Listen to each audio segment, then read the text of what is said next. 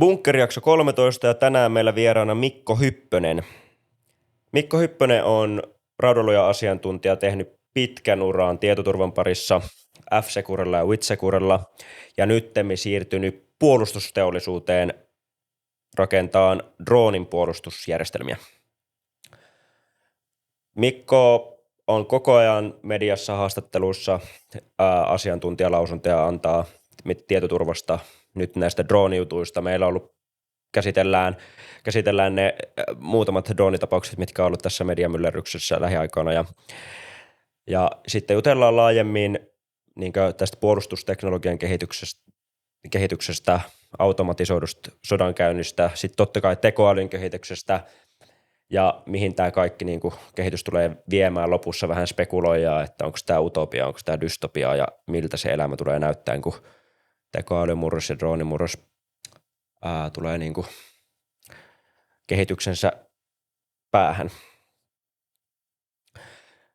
Jos haluatte tukea meitä, niin ennen kaikkea tilatkaa kanava, seuratkaa meitä YouTubessa, Spotifyssa ja sitten jos haluaa vielä vähän enemmän tukea, niin tuolla löytyy kuvauksessa linkki Patreoniin. Patreon-tilaajat pääsee meidän pikku sisäpiiriryhmään Signalissa. Siellä pystyy jatkaa sit keskustelua tarkemmin.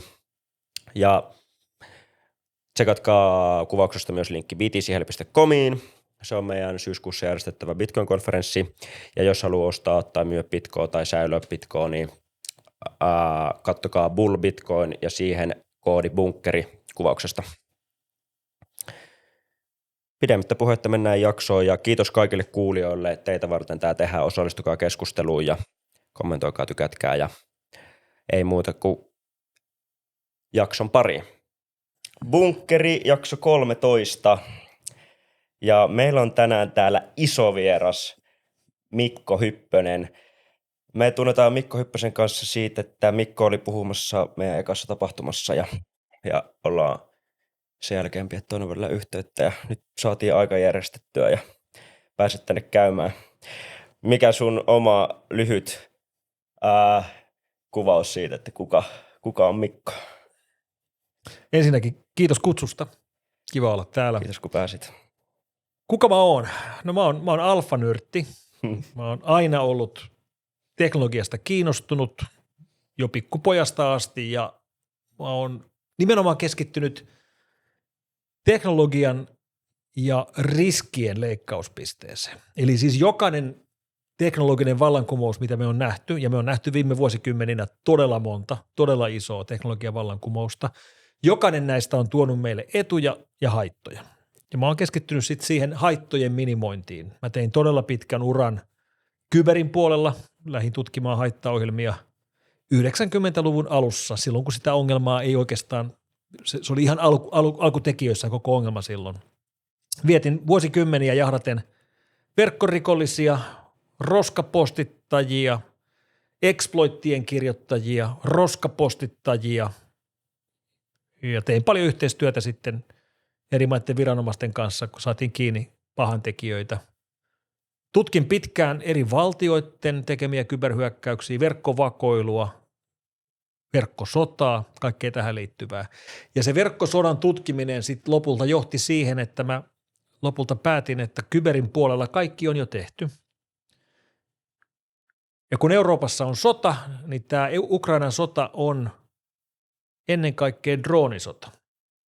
Kyberi on merkittävä osa kaikkia konflikteja ja kaikkia sotia nykyään, mutta jos me katsotaan, että mikä määrittää Ukrainan sodan, tai jos katsotaan nyt vaikka sitten Lähi-Itää, mikä määrittää Iranissa parhaillaan käynnissä olevan kahinan, niin se ei ole kyberi, vaan se on droonit. Ja mä tein henkilökohtaisen uraliikkeen sitten 2025 kesällä ja vaihdoin kyberturvayhtiöstä droonitorjuntayhtiön töihin. Ja mä oon nykyään SensoFusion Oyn tutkimusjohtaja, Suomen johtava droonintorjuntafirma.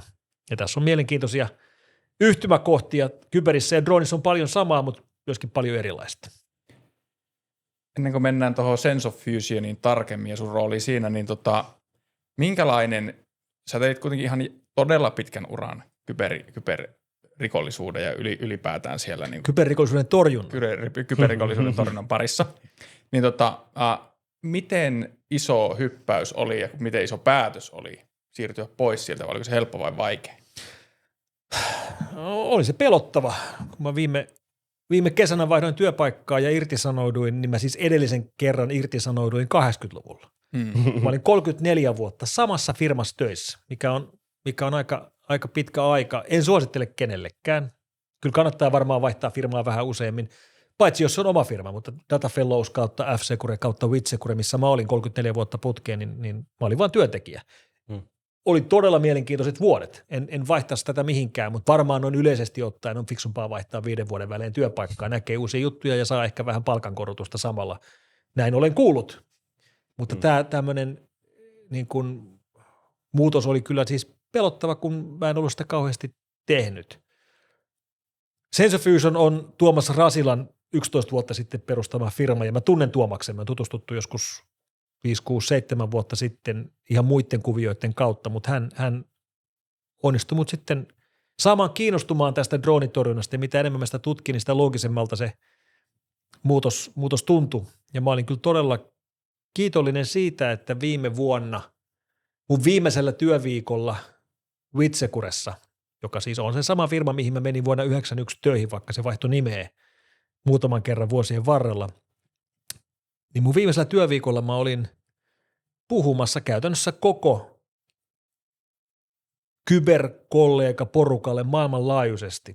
Mä olin Nevadassa Black Hat-konferenssissa, joka on alan suurimpia tapahtumia maailmanlaajuisesti, ja mulla oli 13 000 ihmistä yleisössä. Mulla oli Black Hatin ensimmäisen päivän ensimmäinen keynote Michelob Ultra Areenassa, joka on Vegasin näitä suurimpia halleja, ja pääsin ikään kuin jättämään jäähyväiset sille porukalle. Sä taisit laittaa mulle kuvankin sieltä. Voidaan ehkä laittaa se tuohon. Oli muuten iso stage. Joo, Suomen lippu siellä taustalla. Joo, se oli kyllä hienoa, että pääsi ikään kuin kiittämään näistä vuosista, ja se nyt kuulostaa vähän dramaattiselta, koska enhän mä ole kyberiä kokonaan jättänyt, mutta mä en ole enää tietoturvateollisuudessa töissä, ja se on ehkä se oleellinen muutos, mikä tässä on tapahtunut, ja nyt sitten torjun vähän toisen näköisiä teknologisia uhkia. Ajaako, tai pysyykö niin sanotusti ajaa hermolla enää kyberasioissa, kun ei ole päivittäin tekemisissä niiden kanssa työn puolesta? Pysyy, kun haluaa pysyä. Mä seuraan totta kai edelleen kyberiä, koska se on vähän niin kuin verissä, ja mulla on tosi hyvä kontaktiverkosto siellä. Mulla on toki drooniroolin lisäksi myöskin kyberrooli SensoFusionissa, ja sitten mä käyn paljon puhumassa aiheesta edelleen. Mä käyn ensi viikolla seuraavan kerran, mä oon yhdessä Naton kokouksessa puhumassa nimenomaan kyberasioista, en drooniasioista. Ja sitten mä oon esimerkiksi Elisalla edelleen niin kuin, kyberturvaneuvonantajana. Eli tämä rooli siinä mielessä kyllä jatkuu, mutta en ole enää niin kuin suoraan alalla töissä. No, jos niistä drooneista, niin mulla on niin semmoinen ihan tämmöinen niin yleinen kysymys nyt liittyen siihen, just puhuit siitä, että Ukrainan sota Euroopassa, ja siellä näkyy paljon tämä drooni sodankäynnin kehitys. Ja itse asiassa yksi niin mun tuttava, joka on myös Pitkon alkuvaiheen kehittäjä, iso kontribuuttori, ollut semmoinen kuin Peter Todd, on ollut nyt se on vähän niin kuin tehnyt samanlaisen siirtymän, että hän on lähtenyt tosi innokkaasti nyt niin kuin tähän drone niin kuin teollisuuteen ja kehitykseen mukaan, ja me tavattiin just aika vasta Prahassa, ja hän sanoi näin, että Suomella ja muulla Euroopalla, itse asiassa koko maailmalla, olisi paljon opittavaa Ukrainalta, että heillä on niin kuin valovuosia jopa edellä, tai en tiedä valovuosia, mutta niin hyvin paljon edellä jo se kehitys siinä sodankäynnissä dronien puolustamisessa ja myös niiden käyttämisessä niin kuin sodankäynnin välineenä. Niin miten tämmöinen väite kuulostaa, kun sun mielestä että pitää paikkansa? Se on täysin totta, kyllä.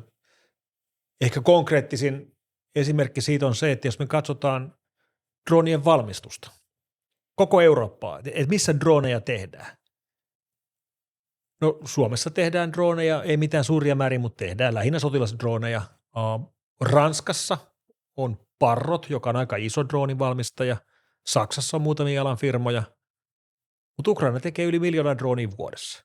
Yli 1 miljoonaa droonia joka vuosi, ja se vaan kasvaa se tahti, niin kuin mikään muu maa ei ole lähelläkään. Ja tästä seuraa esimerkiksi se, että sitten kun sota on ohi, niin ei ole epäselvää, että mikä Euroopan maa on johtava droonien valmistaja. Se on Ukraina. Ja ne tulee luultavasti tekemään siitä niin kuin merkittävän kokoisen bisneksen itselleen tämän sodan jälkeen, kun ei tarvitse enää valmistaa kaikki omaan käyttöön ja niin kuin se kulutussota loppuu ja voidaan lähteä tekemään tuotteita ja myymään niitä muuallekin kuin vaan omaan käyttöön. Ja siellä ei vaan tehdä niitä tuotteita, vaan siellä myöskin pyritään riippumattomuuteen, eli että tehdään itse kaikki. Mukaan lukien sähkömoottorit, mukaan lukien sähkömoottorien magneetit, eli tämmöiset osat, jotka perinteisesti tulee pelkästään vain ja ainoastaan Kiinasta, koska he haluavat riippumattomuutta, he haluavat suvereniteettia, koska nämä toimitusketjut on niin vaikeat hallita sodan aikana. Ja tämä on niin kuin merkittävä tekijä. Ja Ukraina on todella johtava myöskin sitten droonien torjunnan suhteen. Ei pelkästään niin kuin droonien tekemisessä, vaan myöskin sitten, että miten Venäjän droneja torjutaan. Kyllä sieltä on tosi paljon opittavaa. Ukraina on helppo kehua, miten hyviä ne on. Ja tämä pitää täysin paikkansa, mutta täytyy saman tien muistaa, että on siellä kyllä paljon niin kuin tekemistäkin. Ei meidän pidä kaikkia Ukrainan oppeja niellä sellaisenaan. Meidän täytyy katsoa, että mikä siellä toimii ja mikä on järkevää ja mikä on fiksua ja mitä kannattaa sieltä oppia ja ottaa sieltä ne hyvät opit ja unohtaa ne huonot. Se on kuitenkin maa, jossa on paljon ongelmia, paljon korruptiota, kaikkea tällaista. Miten määritellään vielä vähän kuulijalle sitten sitä, että niinku, mikä kaikki oikeastaan lasketaan droneksi, että mä on toki niinku, kaikki varmasti, niillä on joku mielikuva siitä, että minkälainen drone on, se on tämmöinen niinku, pikku kopteri, jota ohjellaan jollain pleikkariohjaimella tuolla, mutta se ei varmaan tuossa sotatilanteessa ole ihan niin yksiselitteistä, niin käykö vähän läpi kaikkea, että minkälaisia erilaisia droneja on? No joo, niille, jotka katsoo videon kautta tätä lähetystä, niin mulla nyt on DJI:n 250-grammainen kuluttajadrooni kädessä. Varmaan aika monelle se ensimmäinen mielikuva droonista on ehkä joku tämmöinen kameradrooni, harrastajadrooni, minkä voi muutamalla satasella kuka tahansa hakea kaupasta ja kuka tahansa saa lentää näitä. Ei vaadi lupakirjaa, vaatii rekisteröinnin, mutta ei mitään muuta. No joo, tämä on drooni. Sitten toinen mielikuva, mikä ehkä joillekin tulee ekana mieleen, on sitten nämä siiveelliset lentokoneen näköiset, kuten ne Ukrainan droonit, mitä nyt on tullut Suomen maaperälle ja tipahdellut tänne, kun Ukraina on iskenyt Suomenlahden lähellä kohteisiin. No on nekin droneja. Drooni on siis miehittämätön laite. Se on se, mitä se tarkoittaa. Unmanned. Lyhenne, mitä paljon käytetään englanniksi, on sitten niin kuin UAV tai UAS, Unmanned Aerial Vehicle, Unmanned Aerial System tai Unmanned Ground System, Unmanned Marine System, eli siis droonit on miehittämättömiä laitteita. Useimmat lentää, mutta osa on maalla liikkuvia, osa on merellä liikkuvia, osa on meren alla, siis pinnan alla liikkuvia. Tämä on se oleellinen juttu. Joo. Ja sitten näissä on hirveä skaala, että miten ne toimii, mikä niillä on virtalähteenä, miten niitä ohjataan, mutta pointti on siis se, että se on miehittämätön. Ja kun ajatellaan nyt sitten sotilaskäyttöä, niin ensimmäiset droonit on jo vuosikymmeniä vanhoja. Ensimmäiset mittavat käytöt oli Persialahden sodan aikana 30 vuotta sitten, kun ruvettiin näkemään riippereitä ja muita vastaavia Yhdysvaltain droonialustoja, pienen lentokoneen kokoisia, suihkumoottorilla lentäviä, jotka eivät olleet yksisuuntaisia, eli siis ne tuli takaisin. Nykypäivän droonit tuolla taistelukentällä kantaa räjähteitä mukana ja ne törmää kohteeseensa. Ne on vähän tämmöisiä kamikaze-tyyppisiä. Nämä tämmöiset ensimmäisen sukupolven droonit oli ohjusalustoja tai tiedustelualustoja. Niissä oli kamerat ja tämän tyyppiset systeemit. Hyvin kalliita vehkeitä, satoja miljoonia vehkeitä, joita ei haluttu, että ne hukataan. Mutta se suuri mullistus osittain tässä droonikentästä johtuu samasta asiasta, mikä toi meille Teslat tai skuutit tuohon Helsingin kaduille, eli siis akkutekniikka. Eli esimerkiksi tässä Kiinassa tehdyssä DJI:n pikkudroonissa, tässä on 80 gramman akku, 80 grammaa. Ei paina juuri mitään, ja sillä lentää puoli tuntia. Funtsi, tolla niin kuin melkein ei mitään painavalla, lennetään puoli tuntia tämmöistä droonia, mikä on ihan käsittämätön saavutus akkutekniikassa. Se on niin kuin se yksi syy, minkä takia nämä tämmöiset nelikopterit yleisty sekä harrastajakäytössä että sitten tuolla taistelukentällä. Ja taistelukentällä nämä lähti nimenomaan näistä kuluttajavehkeistä, nimenomaan DJI-vehkeistä, eli ensimmäisen puolen vuoden aktiivivaiheen jälkeen 2022 kesällä ukrainalaiset rupesivat ruuvaa granaatteja kiinni näihin, tiputtelemaan niitä sitten vihollisen asemiin. Siitä se on pikkuhiljasti kehittynyt, ettei käytetä kuluttajadrooneja, vaan tehdään itse omat, käytetään omia radioita, omaa radiotekniikkaa ja sitten on laajennettu näihin pitkän matkan drooneihin. Nelikoptereilla ja oktokoptereilla, eli 8 moottorilla varustetulla vehkeellä mennään muutamia kilsoja, muutamia kymmeniä kilsoja, siivellisillä, jossa on sitten polttomoottorit ja on niin kuin Mä lähtee. käyn näyttää sitä vielä tuolla. Noin. Tämmöinen. On se komea. Pystyisikö tohon laittaa kiinni granaatin, jaksaako kantaa? Ei tähän pienimpään. Tämä on tosiaan niin pieni, että tällä saa kuka tahansa lentää. Raja on 250 grammaa ja toi on 249 grammaa. Tarkka. Mutta verkkokauppakomista saa vähän isomman jonkun Mavicin, mihin se kyllä jo tulisi. Ja niihin voi Kiinasta Alibabasta tilata tämmöisiä tiputuslaitteistoja, joilla voisi tiputella niitä mihin haluaa. Kyllä. Mites sä selitit noista droneista, että niitä on maalla, merellä ja ilmassa toimivia järjestelmiä ja nyt sitten Sense of Fusioniin liittyen, niin minkälaisia kaikkia järjestelmiä te siellä Sense of Fusionille rakennatte? Joo, me dronin torjuntaa riippumatta oikeastaan siitä, miten ne toimii. Eli me ei ole dronefirma, me ollaan dronin torjuntafirma. Suomessa toimii paljon eri tavalla droneihin liittyviä yrityksiä. Valtaosa tekee droneja eri käyttöön. No, me nimenomaan keskitytään siihen, että me tunnistetaan droneja ja torjutaan droneja. Ja nämä on siis kaksi eri asiaa. Tärkeintä on se, että voidaan tunnistaa droni, jolloin voidaan varoittaa ihmisiä. Jos puhutaan sotatilanteesta, niin voidaan varoittaa sotilaita, että sun uhka lähestyy tai sun paikka on palannut, vaihda sijaintia, tämän tyyppisiä varoituksia.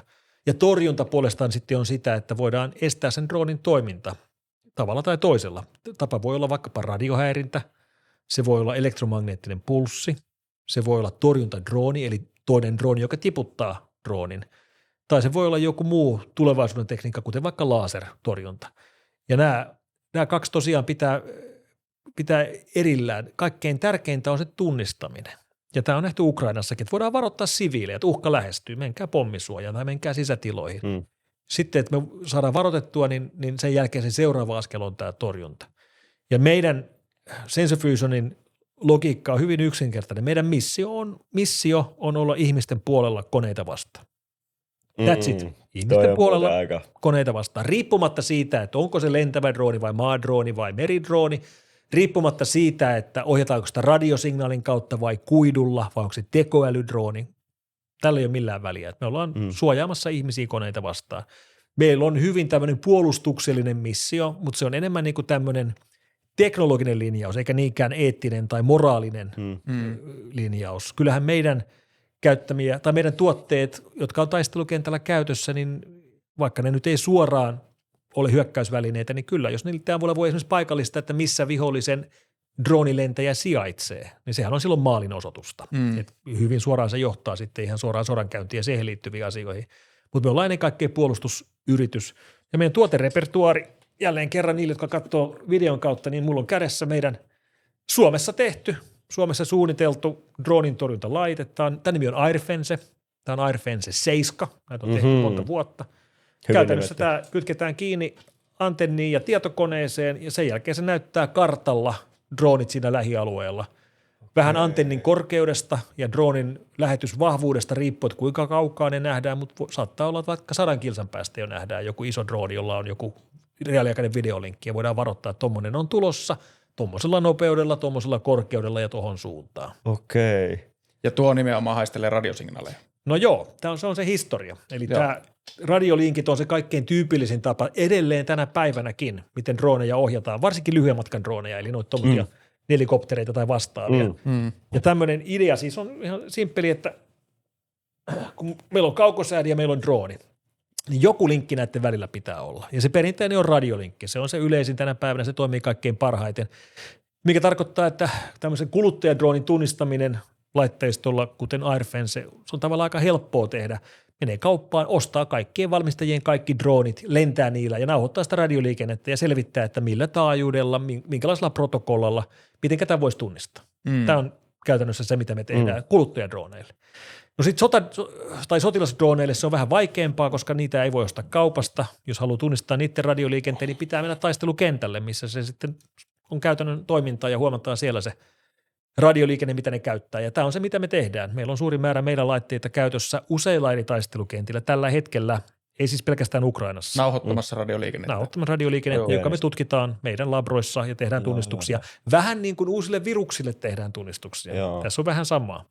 Sitten tehdään päivityksiä. Tämä meidän tuote päivittyy koko ajan, lisää tunnistuksia sekä uusille kuluttajadroneille, mutta ennen kaikkea sotilasdroneille, koska ne muuttuu, niiden taajuudet ja protokollat muuttuu paljon nopeammin kuin kuluttajadroonien. Ja tämä on se perusperiaate niin kuin radiotunnistamisessa.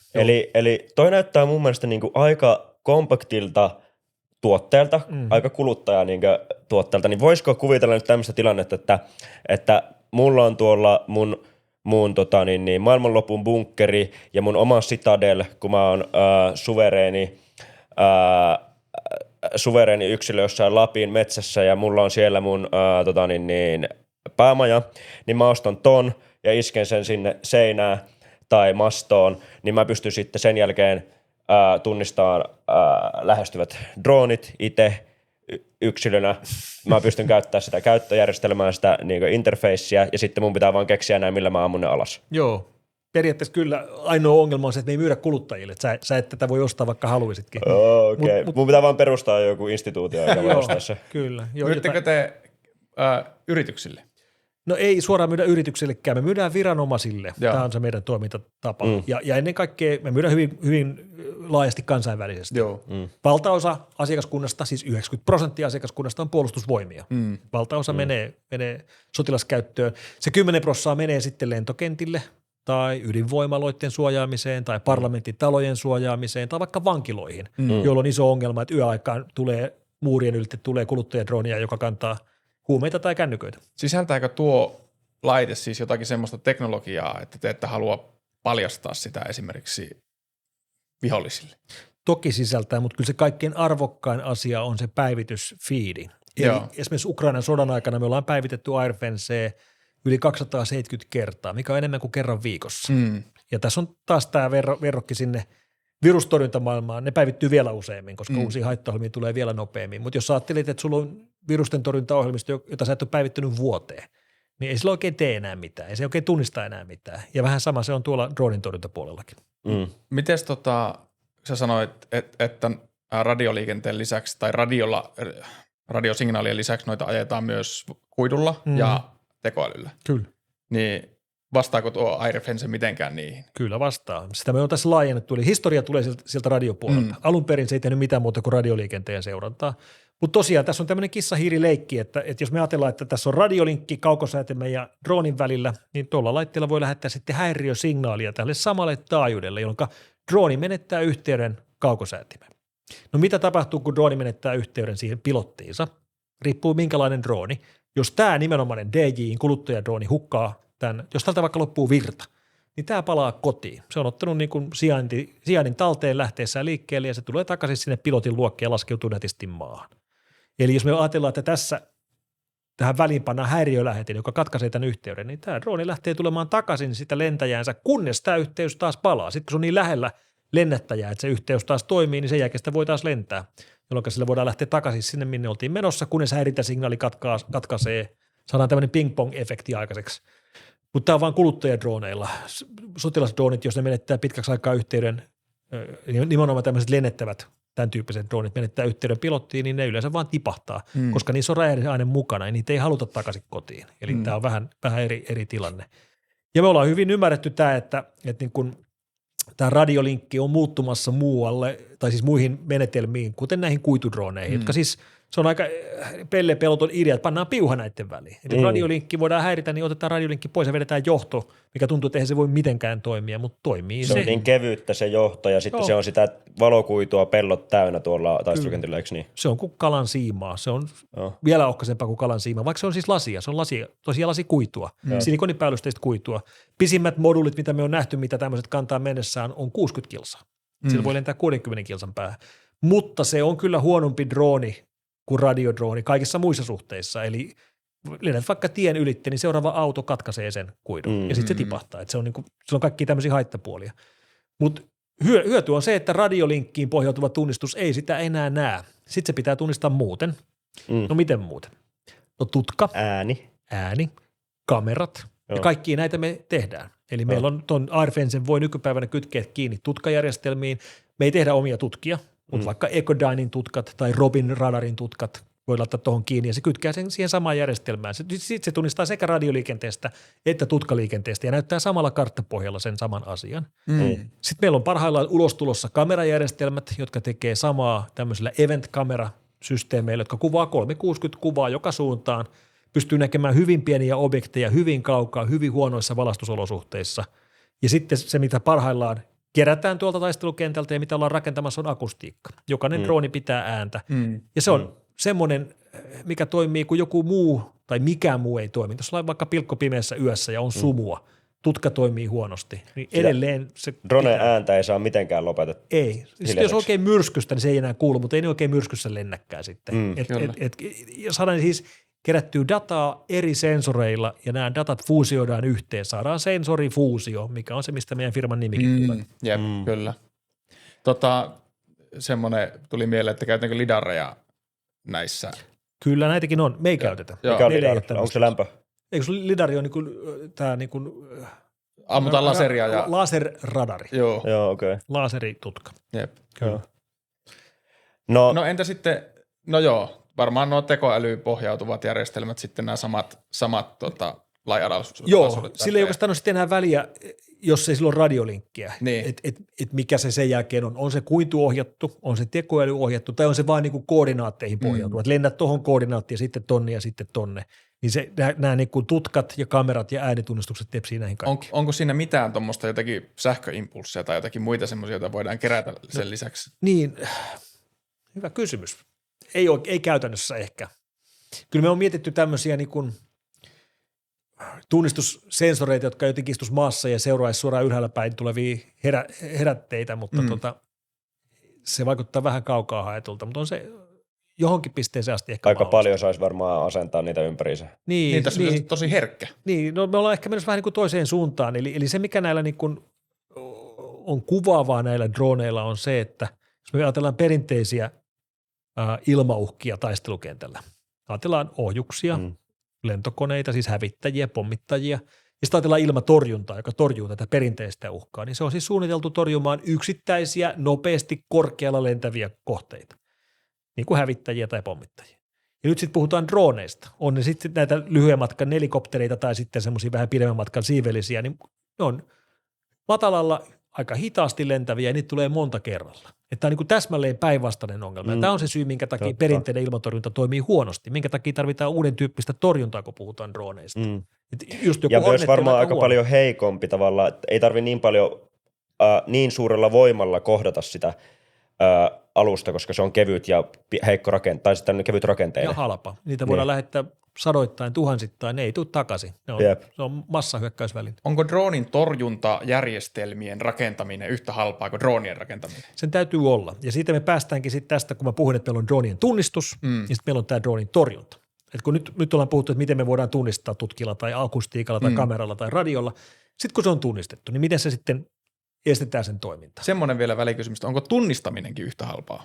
Tai pitäisikö senkin olla? Joo, kyllä se on. On se merkittävästi, koska sillä on kertakustannus ja sitten sä voit tunnistaa loputtomiin. Niin siinä mielessä se kyllä saadaan tämä vaihtokauppa toimimaan. Joo.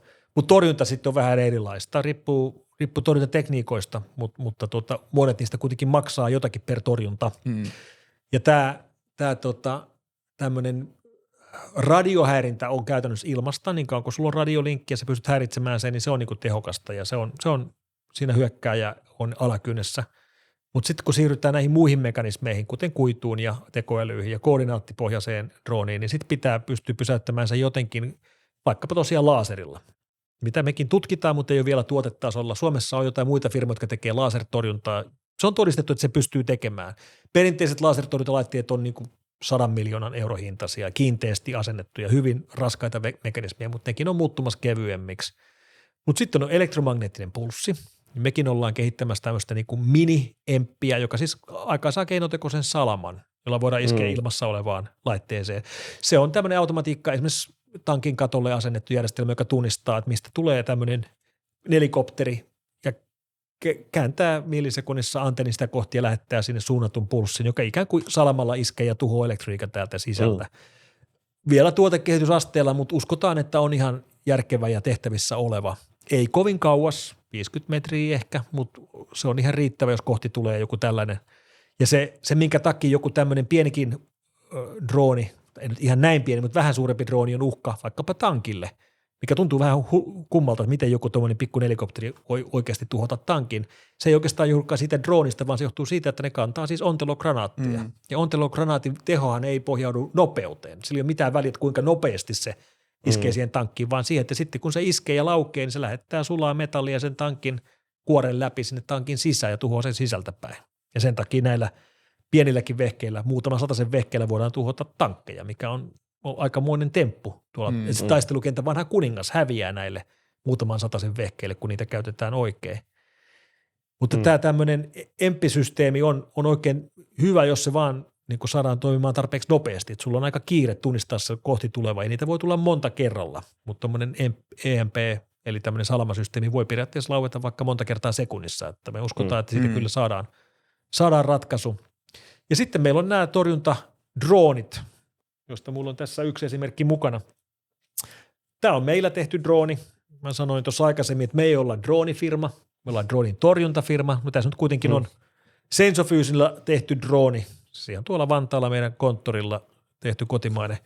Ja se on hyvä esimerkki siitä, miten tämä niin kuin kenttä muuttuu. Eli kun me mietitään näiden vähän isompien droonien, siivellisten droonien torjuntaa, eli siis sen näköisten droonien, mitä vaikka Suomeen tuli tuossa keväällä 2026, niin ne käytännössä tiputetaan sitten tämmöisillä. Eli pienempi drooni lentää ja törmää siihen isompaan drooniin, ja näitä pystytään valmistamaan suurempia määriä halvemmalla kuin niitä hyökkäjädrooneja.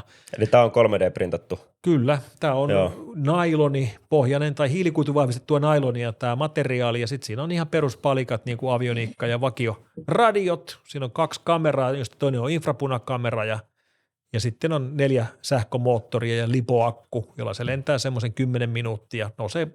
Päästään 2 kilsaan. Huippunopeus, mitä me on täällä lennetty, on 388 kilsaa tunnissa, mikä on jo aika kovaa. Jep. Kunnon sukkula. Mikä on miksi tuo on niin halpa tehdä?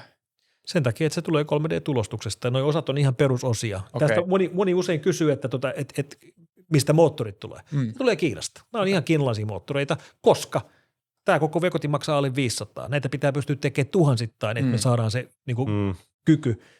Toki tähän voisi hommata eurooppalaisen moottorinkin, sitten tämä maksaa 5 tonnia. Ja tämä nyt on sitten vähän tasapainoilu, että mihin se halutaan se suvereniteetti vetää. Jos tämä halutaan pitää hyvin halpana, niin halpoja osia tulee Kiinasta, ehkä Taiwanista, mutta tämä toivottavasti muuttuu jossain vaiheessa. Uskaltaako kiinalaisia osia ostaa ja uskaltaako ostaa? No meidän logiikka näissä droneissa ei ole se, että me myytäisiin tämmöisiä torjuntadroneja. Meiltä ei voi ostaa näitä. Meiltä voi ostaa tehtaita, mitkä tekee näitä. Eli meillä on tämmöinen tuote kuin Tactical Drone Factory, yhteen merikonttiin rakennettu minitehdas, jossa on 12 3D-tulostinta, sitten varasto, valmiiksi hommattuja osia, kuten niitä moottoreita ja kameroita. Sitten sinne pannaan 3 varusmiestä sisään kasaamaan niitä vähän niin kuin legoja kasais, ja yksi kontti tekee muutaman tusinaa tällaista per päivä. Sitten jos halutaan enemmän, niin sitten vaan lisää kontteja riviin, jokainen tekee saman verran päivässä, ja siellä on siis mukana varustus satoihin droneihin. Ja sitten voidaan hommata niin kuin toimitusketjujen kautta eri toimittajilta niitä osia. No, jos halutaan eurooppalaista, niin sitten hommataan eurooppalaista, se vaan on sitten kalliimpaa. Mutta ilmeisesti tuo on kuitenkin niin yksinkertaista tuo tekniikka tuossa, niin tai nuo yksittäiset komponentit, että niihin niin kuin jonkinlaisen seurannan tai häirinnän tai killswitchien asentaminen tai rakentaminen voisi olla aika hankalaa. Kyllähän niitä voi siellä olla, mutta jos on tarpeeksi monta toimittajaa ja jos huomataan, että joku ei toimi, niin sitten ei käytetä niitä osia. Mitä se maksaa se yksi kontti? 2,1 miljoonaa. 2,1 miljoonaa. Mutta siinä on ilmainen toimitus. Ilmainen toimitus. Kauan kestää toimittaa Minne yksi? asti?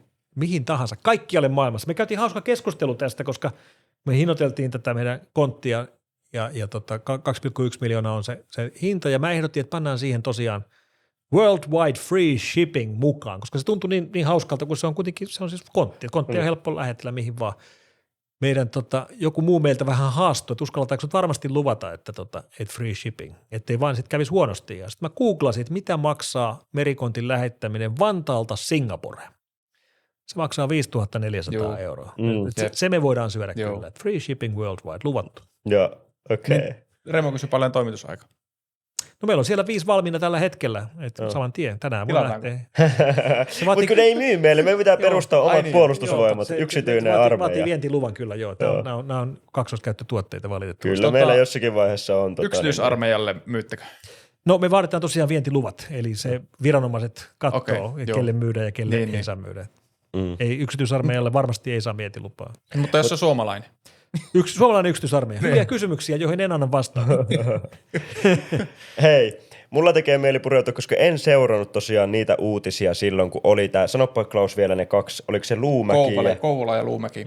Kouvola ja Luumäki nyt oli uutisissa, ja kyllä muistan sen päivän, kun se tapahtui, ja stadissakin annettiin mun mielestä, annettiinko jopa niinku ulkona tai joku suositus, että hakeudu sisätiloihin. Joo, kyllä. Annettiin tämmöinen niinku viranomainen tiedotti, se meni mun mielestä se tiedotus aika hyvin sinänsä, että kaikki ties sen, ja kaikkihan meni siis ulos katsomaan taivaalle, että mä kävelin tuosta Narinkatorin läpi, ja siellä jengi teikka kattelee, että mitä täällä tapahtuu, silmät ja suut pyöreänä, niin mielenkiintoinen keissi, mitä voisiko se käydä pikkusen wrap-upin, että mitä tässä nyt on, mitä siinä sitten tapahtuu oikeasti? No se taustatekijä on se, että Ukraina on saavuttanut iskukyvyn, jolla voidaan iskeä syvälle Venäjän sisälle yli 2000 kilsan päähän Ukraina-alueelta droneilla, mitkä ne lähettää Ukrainasta. Eli ne pystyy toimimaan tosi kauas ja pystyy havaitsemaan ja osumaan kohteisiinsa yli 2000 kilsan päässä. Nämä on tämmöisiä pienen lentokoneen kokoisia ukrainalaisia droneja, jotka tosiaan suunnistaa koordinaattien kautta. Eli kukaan ei lennä niitä, vaan niillä on annettu karttapisteet. Ne käytännössä lähtee Ukrainan pohjoisosista, lentää siinä Ukrainasta Venäjälle ja seuraa Venäjän ja ensin Valko-Venäjän sitten Baltian rajaa. Ja kun nämä, jotka on tullut Suomeen asti, niin on siis ollut matkalla Suomenlahden lähellä oleviin kohteisiin, kuten näihin Koiviston öljysatamaan ja muihin vastaaviin paikkoihin. Ja koska niitä sitten lähtee suuria määriä kerralla, siis tuhansittain, tai voi yhden päivän aikana lähteä yli 1000, niin ei se mikään ihme ole, että osa niistä sitten vikaantuu, harhautuu tai häiritään niin, että ei tiedä, missä ne on ja päätyy sitten väärin paikkoihin. Tämä on se, mistä johtuu nämä Suomeen päätyneet muutamat yksittäiset ukrainalaiset droonit. Ikäviä tapauksia, mutta aika hyvin ne herätti täällä sekä päättäjät että siviilit ymmärtämään, että tälle pitää tehdä jotain tälle drooniongelmalle. Ja tämä ulkonaliikkumiskielto tai tämä varoitus, mikä Uudellamaalla tehtiin, silloinhan tänne asti ei tullut droonia. Tuli vaan ilmoitus, tai Ukrainasta oli varoitettu, että sieltä on kenties tulossa Suomeen asti droneja jonkun virheen takia. Me ei vieläkään ihan tarkkaan tiedetä, että mitä tapahtui, mutta looginen päätelmä on se, että nämä droonit, jotka sitten olivatkin tulossa väärään paikkaan, niin niiltä loppui bensa matkalla. Luultavasti tipahtivat Suomenlahteen ihan niin kuin bensan loppumisen takia, koska Helsinki on monta sataa, yli 300 kilsaa kauempana kuin nämä kohteet, mihin oli menossa. Oliko niissä siis polttomoottorit vai bensalla, tarkoitatko akkua? Ei ihan polttomoottorit. Nämä pitkän matkan lentokoneen näköiset toimii bensalla kaikki. Okei. Niissä on käytännössä tuommoiset kevyt moottoripyörämoottorit tai rotaksit tai vasta. Tai sitten onhan mahdollista, että ne myös tuhottiin. Se on mahdollista, mutta en pidä todennäköisenä. Mä uskon, että meillä olisi kyllä kerrottu, jos ne olisi tuhottu. Okei. No sitten toinen juttu, siis nämä oli 2 eri keissiä, että niin kuin tämä, kun tuli ulkona liikkumiskielto. Oota vielä tarkentavaa, että oliko niissä siis jotain räjähteitä vai mikä niiden niin tämmöinen päämääräinen target, mitä ne oli suorittamassa oli? Joo, siis Ukraina iskee räjähteillä varustetuilla pitkän matkan droneilla kohteisiin Venäjälle ja nimenomaan öljyjalostamoihin. Näissä usein, näissä suurissa kampanjoissa on mukana hämäysdroneja. Eli siellä on seassa hyvin halpoja droneja, joiden tehtävänä vaan on sitoa tulta. Eli ikään kuin hämätät. Ensimmäinen aalto, kun tulee, sieltä tulee läjädroneja, jotka on vaan tämmöisiä halpiksia, jotka sitoo sitä tulta, kunnes tulee sitten seuraava oikea hyökkäys, jossa siinäkin on mukana sekä oikeita niin kuin kovia että pehmeitä kohteita. Me näihin Suomeen tulleista osassa oli räjähdyslastin mukana viranomaisraporttien mukaan, osassa ei. Niin, siinähän oli tosiaan Luumäellä ja Kouvolaan nämä dronit, mitkä tippu. Ja sitten se 3, mikä löydettiin myöhemmin sieltä jostakin aika läheltä rajaa. Niin, ja voi olla, että vielä löytyy lisää. Niin, ja sitten itse asiassa oli tuossa Espoon edustallakin joku, mutta se ilmeisesti. Se ei ollut näin. Se oli drone, mutta ei liittynyt Ukraina. Joo, mutta mikä sun valistunut arvaus on, että niin kun, miksi ne päätyi Suomeen, että onko kyseessä, niin kun, onko todennäköistä, että kyseessä oli häirintää, GPS-häirintää, ja että millä tavalla käytännössä niitä pystytään häiritsemään sillä tavalla, että ne tulisi Suomeen. Joo, siis se on ihan ehdottomasti, se johtuu Venäjän häirinnästä. Joo. Siinä ei ole mitään epäselvää. GPS-häirintä tai tarkemmin sanoen GNSS-häirintä on ihan yleistä tuossa raja-alueella ollut jo pitkään. Siis satelliittinavigaatiojärjestelmien häirintä pyritään estämään, että tämmöiset laitteet ei pystyisi navigoimaan niin hyvin. Ja siis liikelentijät, jotka lentää siviililentokoneita, raportoi tästä koko ajan, että siellä on niin kuin navigaatiojärjestelmät joko eivät anna oikeita signaalia tai signaalia lainkaan, tai jossain tapauksessa ne antaa spoofatun signaali, eli laitteet tulevat olevansa väärässä paikassa. Tässä on siis 2 eri asiaa. Toinen on se, että niin kuin estetään sen navigaatiojärjestelmän toiminta kokonaan, tai että annetaan sinne väärää tietoa jo. Ja tämä on sitten se, millä Venäjä pyrkii ohjaamaan Ukrainan droneja pois Venäjän alueelta jonnekin muualle. Eli käytännössä niille annetaan navigaatiotietoa, jolloin ne luulee olevansa enemmän idässä kuin ne oikeasti on, jolloin ne korjaa sitten reittiään kohti länttä, eli kohti Baltiaa tai Suomea. Ja tästä siis on kysymys. Tuohon liittyen vielä siihen Kouvolan ja Luumäen tapaukseenhan liittyi myös tällainen, mä en tiedä, liittyykö ne toisiinsa, mutta ajallisesti liittyvät tapahtumat, että pääkaupunkiseudulla nähtiin semmoinen valojono, jota ajateltiin, että onko nämä droneja vai mitä nämä on. Muistatko tämän ja osaatko sanoa, että voisiko niillä olla jotakin yhteyttä? En edes muista tämmöistä valojono-keissiä. Joo, pääkaupunkiseudulla oli, sitä ihan uutisoitinkin useammassakin mediassa, niin oli semmoinen valopisteitä näkyi taivaalla. Joo. No kommentoidaan nyt sen verran, että kun ihmiset rupeaa etsimään droneja taivaalta, vaikkapa kun on joku lentokenttäongelma jossakin, että dronien takia suljetaan lentokenttiä ja sitten kaikki lähtee viranomaisia myöten katselemaan taivaalle, niin hyvin helposti ihmiset näkee siellä asioita, joita ne olettaa droneiksi, vaikka ne ei ole droneja. Vaikka ne on SpaceX vaikka tosiaan satelliitteja. Satelliitit näkyy ihan helposti maanpinnalta, jos vaan katselee, tai kaukana olevat lentokoneet tai helikopterit tai joku, mikä onkaan, tähdenlennot. Eli niin kuin tämmöisiin ihmisten visuaalisiin havaintoihin pohjautuvat hälytykset droneista, niin helposti nähdään asioita, jotka ei ole droneja. Siinä mielessä se ei ole yllättävää, mutta tästä nimenomaisesta keissistä en tiedä. Joo. Ihmismieli on siinä on todella paljon tämmöisiä harhoja, mihin se saattaa haksahtaa. Siinä oli itse asiassa semmoinen vielä, että ne tuli ennen kuin ne dronit tippu. Niin joku vaan oli ottanut johonkin Iltalehteen tai Ilta-Sanomiin kuvaa, että hei, että mikä tämä juttu on, että täällä on tämmöisiä valoja ja sitten seuraavana aamuna kautta päivänä, milloin ne tuli alas ne Luumäen ja Kouvolan dronit. Joo, mutta jos niissä on valoja, niin ei kyllä ole sotilasdroneja, niissä ei ole valoja näissä sotilasdroneissa. Niin. Sitten ne on jotain muuta. Jotakin. Jep. Mulla tuli semmoinen aika lennokas kysymys, että tiedättekö te niitä semmoisia koiran näköisiä robotteja, joita kehitetään tuolla, onko se nyt Boston Dynamics, joka kehittää semmoisia aika ketterän näköisiä koirarobotteja, niin mitä luulet, että kauanko menee, että maasodankäyntiä käydään tämmöisillä maassa kulkevilla roboteilla, jotka on ketteriä ja niiden päälle on. Mä en ole ihan varma, että oliko tämä nyt AI-generoitu sisältö, mutta semmoisen jonkun videon mä näin, jossa oli ohi menee, en pysähtynyt tutkimaan sitä, mutta että olisi tämmöinen robottikoira, jonka selässä olisi sitten esimerkiksi konekivääri tai joku ase, niin periaatteessa kyllä mä näen sen, että se voisi olla ihan lähitulevaisuutta, että seuraavaksi on tommosia droneja. Kyllä niitä on jo, mutta ei laajassa käytössä. Ukrainassa on käytössä maadroneja, joissa on mukana ampumalavettia, jotka pystyy ampumaan kohteisiin. Se, mitä siellä tiedetään varmuudella, on se, että siellä on käytetty lentävien dronien torjuntaan maadroneja. Tämä on itse asiassa menee aika mielenkiintoiseksi, koska meillä on todistettuja tapauksia, missä lentävät dronit on tuhonnut maadroneja ja todistettuja tapauksia, missä maadronit on tuhonnut lentäviä droneja. Eli kun puhutaan tämmöisestä koneiden sodasta, mitä kohti ollaan menossa, niin aika lähellä jo ollaan, kun sekä maadronit on tuhonnut lentäviä droneja että päinvastoin. Valtaosa maadroneista, mitä Ukrainan sodassa käytetään, on rahtidroneja, eli viedään asemiin uutta ammusvarastoa tai muonahuoltoa tai evakuoidaan haavoittuneita. Tämä on se arkinen käyttö, mutta siellä on todistetusti käytetty myöskin ammuslavetteina näitä maadroneja. Miten maadroni tuhoaa lentävän dronin? Ampuu sen. Siellä on kamera, joka tunnistaa lentävän dronin ja konekivääri, joka kohdistaa siihen. Niin. Se on niin ilmatorjuntaa. Liikkuvaa ilmatorjuntaa siitä. Saadaan se sinne asemiin turvallisesti riskeeräämättä ihmisiä. Ja se tunnistaa lentäviä kohteita ja yrittää ampua. Se ei vaadi mitään lasereita tai emppejä. Ei, se on ihan perinteinen konekivääri, mikä osumatarkkuus on aika huono, mutta on se nyt mahdollista sekin. Joo. Eli periaatteessa ollaan näillä näppäimillä semmoisessa täysin automatisoidussa koneiden sodankäynnissä, missä ihmiset ei ole enää siellä vastakkain, vaan ne on sitten jossain bunkkereissa ohjaamassa. Joo, ja sitten vielä se, että niille annetaan se tappokäsky tai lupa valita kohteensa ja tappaa ne ilman ihmisen lupaa, mikä on vielä aika monessa ympäristössä halutaan pitää se ihminen siellä välissä.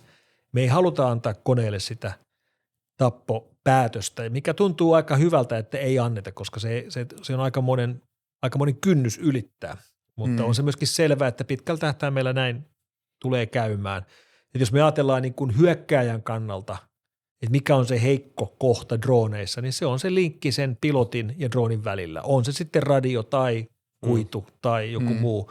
Ja se looginen ratkaisu on ottaa se linkki pois, eli pilotti pois. Että annetaan sille dronille vaan missio. Meet tonne, jos on lentävä droni, niin lennät tonne alueelle, tutustu tilanteeseen, kuvaa kaikki mitä näet, päättele mitä pitäisi tehdä, tutustu kohteisiin, valitse kohde ja päätä mitä teet. Jos päätät tappaa, niin tapa. Että tähän suuntaan tässä ollaan menossa. Voiko sillä laitteella itsellään olla se kaikki osaaminen siinä, että se riittää, että siinä on vaan akku ja sitten siellä on tarpeeksi tehokas tietokone sisällä ja kielimalli. Tai yhteys pilvitietokoneeseen. Niin, tai sitten vaikka, että sillä on ihan oma lokaalimalli siellä. Jotta tämä toimisi tehokkaasti. Ja mehän nyt haluan alleviivata, että me ei olla rakentamassa tämmöisiä, mutta jos ne, jotka tämmöisiä rakentaa, jotta se toimisi tehokkaasti, niin se pitäisi olla lokaali, koska jos siinä on yhteys sitten johonkin etäympäristöön, niin sitä voi sitten häiritä tai katkaista. Ja jos se pitää olla lokaali, niin sitten me päästään virtaongelmiin. Eli jos me haluttaisiin rakentaa, no tämä nyt on vähän huono esimerkki, kun tämä on nimenomaan niin kuin interceptoridrooni, mutta perusperiaate se, että jos haluttaisiin tästä tehdä todella älykäs. Okei, no pannaan tänne NVIDIAn G300 kyytiin. Sitten se on tosi älykäs, pystyy päättelemään mitä vaan reaaliaikaisesti ja näin. Mutta se vie aika paljon virtaa. Se vaatii sitten semmoisen akun, että tämä ei enää lennä. Eli me ei olla vielä niin pitkä, vaikka akkutekniikka on kehittynyt tosi paljon, niin ei me niin kuin G300 saada vielä lentoon akulla, vaan se vaatii sitten jotain muuta, jolloinka looginen päättelyketju tästä on se, että kun nämä täysin autonomiset droonit yleistyy, niin se varmaan lähtee liikkeelle jostain muista kuin lentävistä drooneista, kuten maadrooneista tai ehkä meridrooneista, koska sitten ei ole painoraja.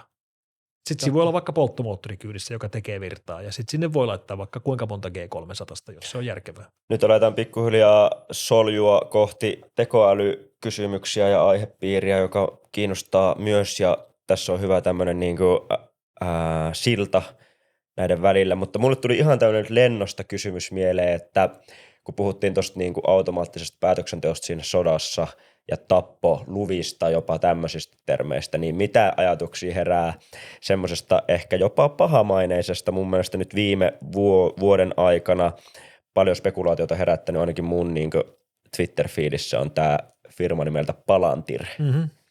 Mitä se tekee? Eikö se tee jotain just tämmöistä niin kuin automaattista päätöksentekoa ja targetointia ja niin kuin. Joo, sinne päin, mutta ei kai Palantirkaan tee tappajarobotteja, vaan ne tekee ennen kaikkea niin kuin datan murskausta ja analytiikkaa ja päätöksentekoa. Ihminen antaa sitten ne parametrit sille, että millä tällä datalla, minkä se on kerännyt, niin millä perusteella se saa sitten tehdä niitä tappoja ja Palantirin tuotteet on laajalti käytössä esimerkiksi Ukrainan armeijassa.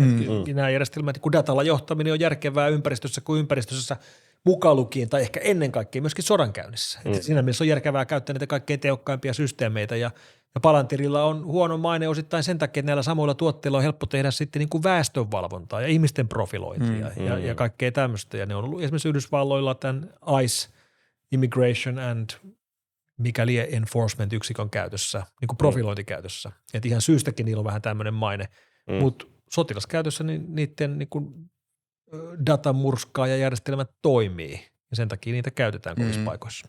Entä miten sitten nyt, muistatko kun oli Iranin sotaan liittyen Trumpin administrationilla tätä konfliktia Anthropicin, ja kun ne kilpailutti vähän niin kuin kilpailutti tekoälymallien tarjoajien palveluita nimenomaan sotilaskäyttöön. Ja sitten siellä oli tullut jotain konfliktia just nimenomaan mun mielestä tästä kysymyksestä, että halutaanko me, että tätä tuotetta käytetään tämmöisessä kontekstissa, missä ne heidän mallit potentiaalisesti tekee niin kuin ihmishenkien kustannuksella päätöksiä. Jep. Niin eikö siinä niin kuin nimenomaan nyt kysymys siitä, että koneet tappaa ihmisiä? Joo, tai sanotaan, että siinäkin ehkä enemmän sitä, että koneiden avulla löydetään ne tapettavat kohteet. Edelleenkin siellä ihminen on välissä, mutta Anduril ei halunnut, että heidän tuotteitaan käytetään tällä tavalla. Ja he on kuitenkin tuotteiden valmistajat, on heillä niin kuin lupa vähän, voisi kuvitella, että jotain sanottavaa siihen, että mihin niitä tuotteita saa käyttää. Selvästi Yhdysvaltain armeijalla oli käsitys, että näin niitä saa käyttää ja siitä tuli sitten riita, jonka seurauksena Anthropic on edelleenkin vähän niin kuin Yhdysvaltain valtionhallinnon hampaissa, niin kuin nyt on nähty vaikka sen suhteen, että heidän myöhempiä tuotteita sitten on rajattu.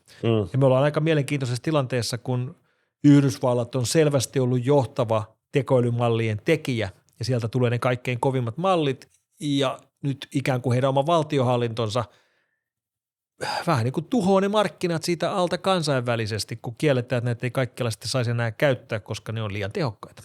Eli nyt kun on ollut se tilanne, että tämä uusin malli Anthropicilta Fable 5 on ainakin jonkun aikaa, nyt se on ehkä tullut takaisin, mutta jossakin vaiheessa se oli Euroopassa, ei ollut saatavilla, niin tuliko tämä päätös siis nimenomaan Yhdysvalloilta, että he ei halunnut, että sitä ulkomaalaiset pääsee käyttämään? Jep, ja he antoivat tämän päätöksen nimenomaan samalla lakipykälällä, jolla kielletään tietyn tyyppisten aseiden vienti. Eli se luokiteltiin vähän niin kuin yhtä vakavaksi asiaksi kuin aseiden vienti eri puolille.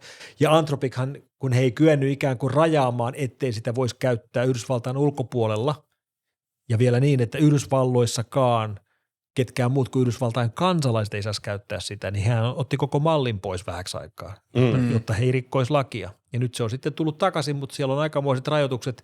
Ennen kaikkea se ei suostu tekemään erinäköisiä tietoturva-auditointeja tai tietoturvan reikien etsimisiä, että se uusi malli automaattisesti vaihtaa helpomman, varhaisemman, yksinkertaisemman mallin käyttöön, kun siltä pyytää tämmöisiä asioita. Sitähän kutsutaan jailbreakkaukseksi ilmeisesti piireissä, että kun päästään käsiksi siihen niin malliin sillä, että ne rajaukset voidaan poistaa. Ja oli huuja, että Fable 5 julkistuksen yhteydessä aika nopeasti löydettiin reittejä siihen jailbreakkaukseen. Mikä sun näkemys on siitä, että kuinka helppo tai vaikea tuommoisten mallien se on rakentaa niin, että se jailbreakkaus on täysin mahdotonta? Ei se ole täysin mahdotonta koskaan. Niin kuin jailbreakkaaminen on muuttunut koko ajan vaikeammaksi. Mäkin olen jailbreakannut eri malleja, et saanut ne tekemään asioita, mitä niiden nämä turvarajoitukset tai niin kutsutut guardrailsit ei salli tehtäväksi, mutta kun pitkään suosittelee eri tekniikoilla, niin sitten ne kuitenkin tekee sen. Ja tämä on niinku se taustaongelma siellä, mikä on vähän vaikea niinku ratkaista, että jos näillä malleilla on tieto, jota ne ei halua sulle kertoa, niin miten huolehditaan sitä, että ne ei koskaan missään tilanteessa kerro sitä. Aika yksinkertaiselta kuulostava ongelma, joka on käytännössä tosi vaikea, ja tämä on se, minkä kanssa kaikki nämä isot yhtiöt painii. Ja se on niin kuin, sitä voi ajatella vaikka nyt sillä, että jos sulla on joku malli, joka osaisi tehdä jonkun kulkutaudin, joka tappaisi kaikki ihmiset. Se tieto ei ole kauhean vaikea. Nämä mallit osaisi tehdä tämmöisiä, vaikkapa niin kuin kertoo DNA-sekvenssi, millä voisi tehdä jonkun flunssan kaltaisesti leviävän taudin, joka on tappava. Tämä on huono idea kertoa tätä ihmisille, että miten tämmöisiä voisi tehdä. Me ollaan juteltu aikaisemmin Bunkerissa tästä aiheesta Otto Juotteen kanssa. Joo, just niin. Ja miten huolehditaan, että kun se malli tietää sen, niin miten huolehditaan, että se ei kerro sitä varsinkaan ihmisille, jotka sitten vois väärinkäyttää tätä tietoa. Tämä on vaikea ongelma. Se on vaikea. Tuohon tuli mieleen, että nyt sitten kun jenkit on rajannut tosi tarkkaan, jenkkiläiset firmat on rajannut tosi tarkkaan sitä, että ensinnäkään ne ei kerro niitä painoja, miten ne toimii, ne mallit tietenkään, koska ne on suljettuja. Mutta sitten ihan viime aikoina on tullut kuitenkin oikeasti tosi tehokkaita, vaikka kiinalaisia tai muita, pääosin kiinalaisia. Ja eipä paljon muita. Niin malleja. Niin onko siinä enää mitään ideaa yrittää pitää niitä salaisuuksia piilossa, jos Kiina joka tapauksessa sitten kykenee rakentaa avoimien painojen malleja? No siis Yhdysvallat on antamassa Kiinalle avaimia käteen näillä rajoituksillaan. Eli tällä hetkellä voidaan niin kuin hyvin niin kuin karkeasti rajata tämä niin, että maailman johtavat mallit, suljetut mallit tulee Yhdysvalloista. Maailman johtavat avoimet mallit tulee Kiinasta. Ja avoimet mallit ottaa kovaa vauhtia kiinni näitä suljettuja yhdysvaltalaisia malleja. Ja näissä siis suljettujen ja avoimien mallien erossa on siis se, että voiko sä imuroida sen vai et. Jos sä haluat käyttää GPTtä tai Cloudea tai Grokkia tai Geminiä, niin sä käytät sitä siellä heidän palvelimillaan. Käytännössä menet web-saitille ja naputtelet kysymyksen tai käytät appin kautta. Ja jos netti ei toimi, niin sä et voi tehdä mitään. Ja sitten näissä avoimissa malleissa, niin sä voit imuroida sen omalle koneelle, ajaa sitä omalla koneella ilman nettiä. Ja tämä niin kun ero näiden eri mallien välillä oli todella iso vielä vuosi sitten. Ne on ottanut todella nopeasti kiinni. Ja tästä kyllä seuraa se, että kun Yhdysvallat sitten rajaa näiden yhdysvaltalaisten suljettujen mallien käyttöön muualla maailmassa, niin firmat ja toimijat muualla maailmassa kattelee sitten Kiinaan päin ja ottaa sieltä sitten sen seuraavaksi parhaan mallin ja huomaa, että hei, nyt tämä on paikallinen, tämä on meidän omissa käsissä, me voidaan ajaa tätä aina, me voidaan ajaa tätä, vaikka netti ei toimisi ja saadaan niin kuin suvereniteetti omiin käsiin sitä kautta. Onko siinä jotenkin riskiä käyttää näitä kiinalaisia avoimia malleja? No eikö se vaan kuulosta aika hurjalta, Kuulostaa. että kun ajetaan kiinalaista mallia. No esimerkiksi meillä ajetaan kiinalaisia malleja. Meillä on meidän omat paikalliset järjestelmät, jossa meillä ajetaan vaikkapa GLM. Sense of Fusionilla. Sense of Fusionilla ajetaan Okei. kiinalaista GLM. Kuulostaa aika pahalta. Se kuulostaa. Suomalainen puolustusvälinen valmistaja ajaa kiinalaista tekoälymallia. Mutta me on katsottu se läpi. Näitä sitä paikallisesti järjestelmissä, jotka on kokonaan irti netistä. Ollaan tarkistettu, että siellä ei ole mitään trojalaisia piilotettuna tai tämmöisiä ylimääräisiä toimintoja. Ja se ei voi varastaa mitään tietoja, koska se ei ole kiinni missään. Sä et voi ajaa Cloudea tälleen. Sä et voi ajaa GPT tälleen. Mutta sä voit ajaa Kimiä tai GLMää tai DeepSeekia just tälleen, koska ne on avoimen lähdekoodin järjestelmiä ja niissä on niin kuin mahdollisuus tehdä tämmöinen paikallinen asennus. Miksi Kiina on tehnyt semmoisen valinnan, että se julkaisee sen avoimen, sen lähdekoodin? Ehkä strateginen valinta. Ne on tajunnut, että tällä tavalla me voidaan kilpailla Yhdysvaltojen kanssa ja se toimii. Tällä tavalla ne voi kilpailla. Miten ne saa sen, miten ne saa sen niin kuin käytännössä kassavirran itselleen sieltä, jos ihmiset ajaa, niin kuin, tai Sense of Fusion ajaa sitä omalla. Minkä kassavirra? Ei ne tarvii varmaan kassavirtaa. Että. Niin, että jos ajatellaan, että se kilpailu on sitä, että saadaan blokattua vaan. No tietysti tässähän on yrityksiä. Kyllähän niitä varmaan kiinnostaa, että firma pysyy pystyssä ja tälleen. Onhan niillä toki muitakin ansaintamalleja kuin vaan myydä sitä itse tuotetta. Ihan niin kuin vaikka nyt millä tahansa avoimen lähdekoodin organisaatiolla on hyvinkin mahdollisuuksia pyörittää sitä omaa toimintaa, vaikka ne on avoimia. Mutta tämä ehkä enemmän kertoo siitä, että Kiina pelaa vuosikymmenten mittaista peliä. Ei mietitä sitä, mitä tapahtuu ensi kvartterissa, vaan mitä tapahtuu 25 vuoden aikana. Tulee mieleen tämmöinen vanha vitsi, että jenkit innovoi, Kiina kopioi ja Eurooppa reguloi. Jep. Että nyt niin just on tullut, itse asiassa astunut voimaan just aika vasta se AI-regulaatio täällä Euroopassa ja tuntuu, että tuntuu vähän siltä, että on jäämässä jälkeen, niin mitä me voitaisiin, miksei meiltä tule täältä kilpailevia hyviä malleja. Ranskasta tulee se yksi Mistral, mutta Se on vähän vitsi jopa. Niin, että ei ole oikein ottanut se on nyt avoin. Ja näin, niin mitä miten Euroopalle käy? Eihän se hyvältä näytä. Kyllä monet yhdysvaltalaiset tahot vähän niin kuin nauraskelee, että Eurooppa on tuommoinen kiva ulkoilmamuseo, missä voi käydä vähän katsomassa, miltä maailma näytti viime vuosisadalla, mutta teknologia tulee jostain ihan muualta. Ja silloin, kun Euroopassa innovoidaan jotain hienoa teknologiaa, niin sitten se helposti päätyy johonkin muualle maailmaan tai myydään jonnekin. Silloin AI ja muut vastaavat.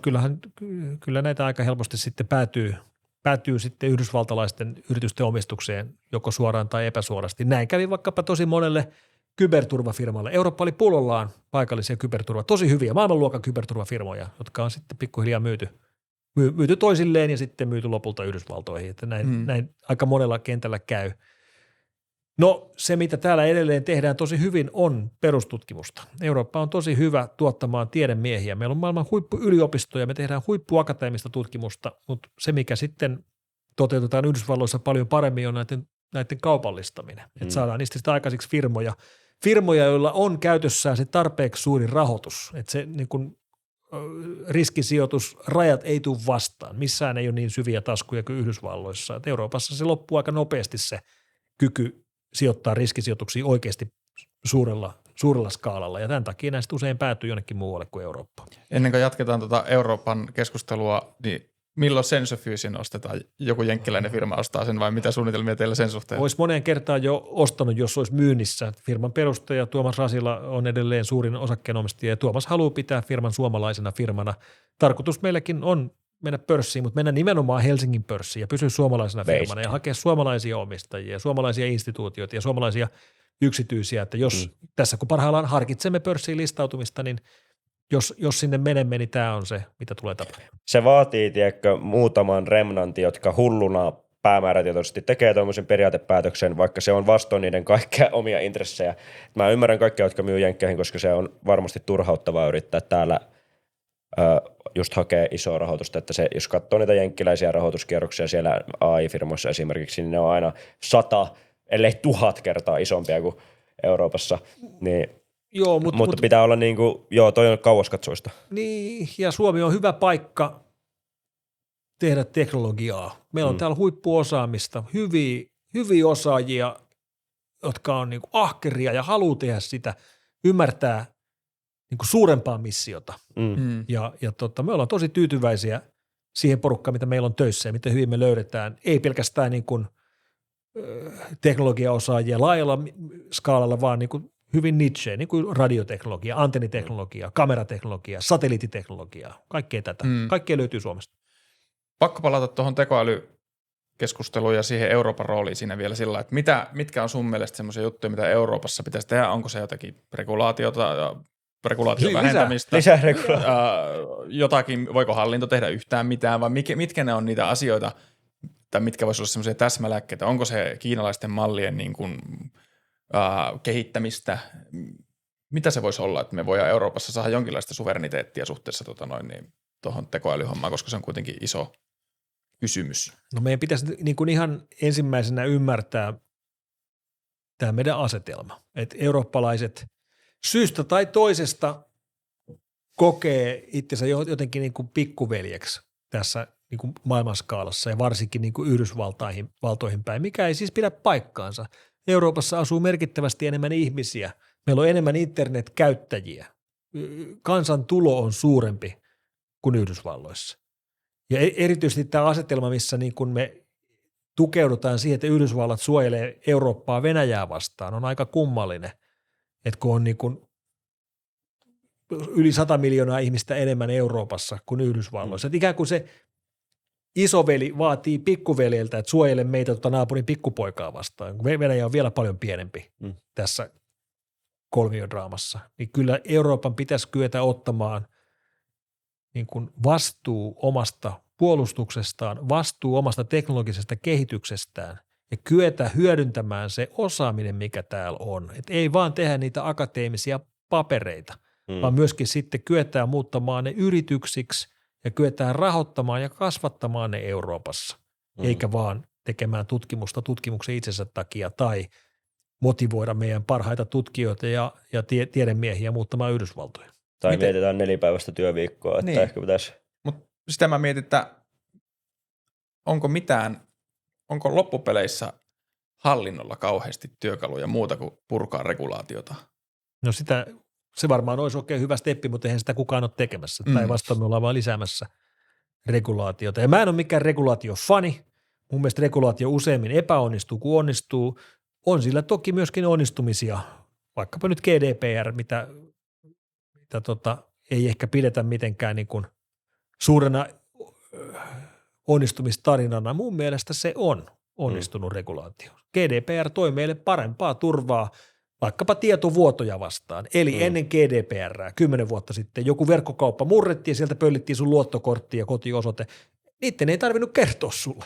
Ja eikä ne kerro sulle, jos ei ole pakko, koska se ei ole kauhean kiva uutinen, että me hukattiin sun luottokorttinumero. No nyt niitä on pakko kertoa sulle ja se on tietysti järkevää. Me halutaan, että meille kerrotaan, kun meidän tietoja hukataan.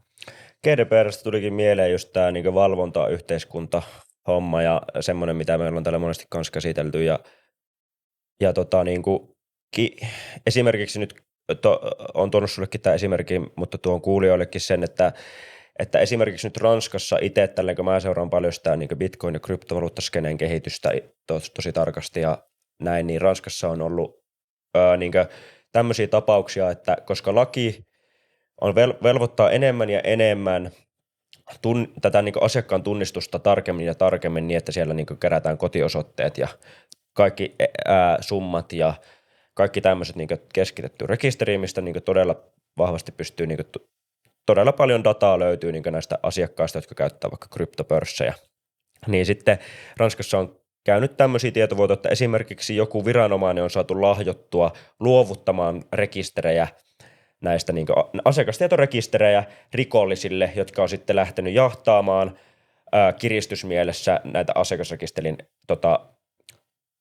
nimiä ja osoitteita, niin mun mielestä niin ehdoton regulaatio tai niin asia, mikä korjaustoon olisi se, että sitä ei kerätä sitä tietoa ja sitä ei säilytä ihmisistä, kun meillä on kuitenkin niin kykyjä rakentaa näitä systeemejä hajautetusti ja silleen, että se ei vaatisi tämmöistä niin keskitettyä, vähän niin kuin sitä sanotaan niin single point of failureksi, että joku tämmöinen taho joko vuotaa tahallisesti tai tulee tietomurto, joutuu tietomurron uhriksi, niin mitä ajatuksia sinulla niin herää tästä, että kuitenkin regulaattori vaatii, että pitää kerätä sitä dataa, mutta sitten GDPR vähän niin kuin ristiriidassa on sille, että se pitää suojata tietyllä tasolla ja näin ja näin. Joo, tämä on vaikea ongelma, koska me totta kai viranomainen tarvii tietoja, verottaja tarvii tietoja ja tämä sama pätee moneen muuhunkin, vaikka terveystietojen tallentamiseen. Eli siis se, että me kyettäisiin jotenkin erottamaan kaksi eri asiaa, se varsinainen tietosisältö ja sitten henkilötiedot. Eli siis tässä on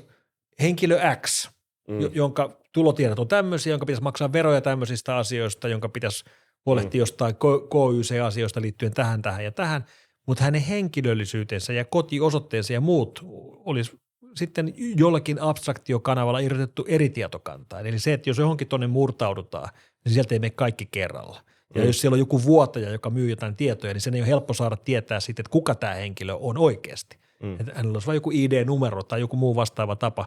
Toi on muuten hyvä idea, kyllä. Siinä on teknisiä ratkaisuja, millä tätä voidaan niin kuin pienentää tätä ongelmaa. Mutta kyllähän tämä ongelma on niin kuin tavallaan melkein ihmetyttää, että meillä ei Suomessa tai vaikka Ruotsissa ole enempää ollut tämän tyyppisiä ongelmia kuin Ranskassa, koska esimerkiksi niin kuin verotilastot on julkisia. Kaikkien tulot tiedetään. Kyllä me Suomessa tiedetään, että kello on paljon rahaa. Ei ehkä, että kello on paljon kryptoja, mutta paljon rahaa. Ja Ruotsissa varsinkin on tosi helppo löytää kenen tahansa kotiosoite. Ihan se on täysin niin kuin triviaalia löytää niin kuin 1000 rikkaamman ruotsalaisen kotiosoitteen. Voisi kuvitella, että siitä seuraisi enemmän niin kuin tämmöisiä samanlaisia ongelmia kuin mitä Ranskassa on nähty, mutta hyvä, että näin ei ole ollut. Toivotaan, että esimerkiksi Suomen verottajalle ei koskaan tule mitään tietovuotoa, koska heillähän on tieto suurista kryptoomistajista ja heillä on kaikki henkilötiedot ja kotiosoitteet siellä kanssa. Krypto on houkutteleva kohde, koska sitten kun ne bitcoinit on siirretty sieltä pois, niin niitä on hirveän paljon vaikeampi saada takaisin kuin euroja. Koska niinhän se on suunniteltu. Se on valtava vastuu, mikä pitää ottaa siinä vaiheessa, kun haluaa ottaa sen niin oman varallisuuden omaan haltuun. Se on niin juuri näin. Me käsiteltiin maalla, meressä ja ilmassa ja sitten verkossa, tai oikeastaan jos tekoälyä miettii, niin se on tämmöinen niin kuin abstraktimpi liittyen tähän puolustusteollisuuteen, mutta ei käsitelty mitään vielä olla puhuttu avaruudessa olevasta puolustusteollisuudesta. Joo. Ja sä sivumennen mainitsit tuossa ennen kuin aloitettiin, että Sensor Fusionilla on tarkoitus tehdä jotakin tuotteita myös sinne. Mistä siinä on kysymys? Joo, ja se on myöskin, siis avaruus on hyvä pointti, kun puhuttiin Euroopan kilpailukyvystä, niin siellä me ainakin ollaan kilpailukykyisiä. Suomi on erittäin hyvässä asetelmassa liittyen niin kuin avaruusteknologioihin ja satelliittien rakentamiseen. Tietysti ICEYE, jolla on yli 100 satelliittia avaruudessa tällä hetkelläkin, mutta monta muutakin alan firmaa, jotka tekee avaruuteen liittyvää tutkimusta, mukaan lukien omia satelliittijärjestelmiään. Ja avaruus kiinnostaa meitäkin Sensor Fusionissa. Droonit on matalalla lentäviä kohteita, milloin ne helposti jää horisontin taakse. Eli ihan fyysinen horisontti tulee nopeasti vastaan, jos se kohde on hyvin matalalla, ja myöskin radiohorisontti tulee nopeasti vastaan.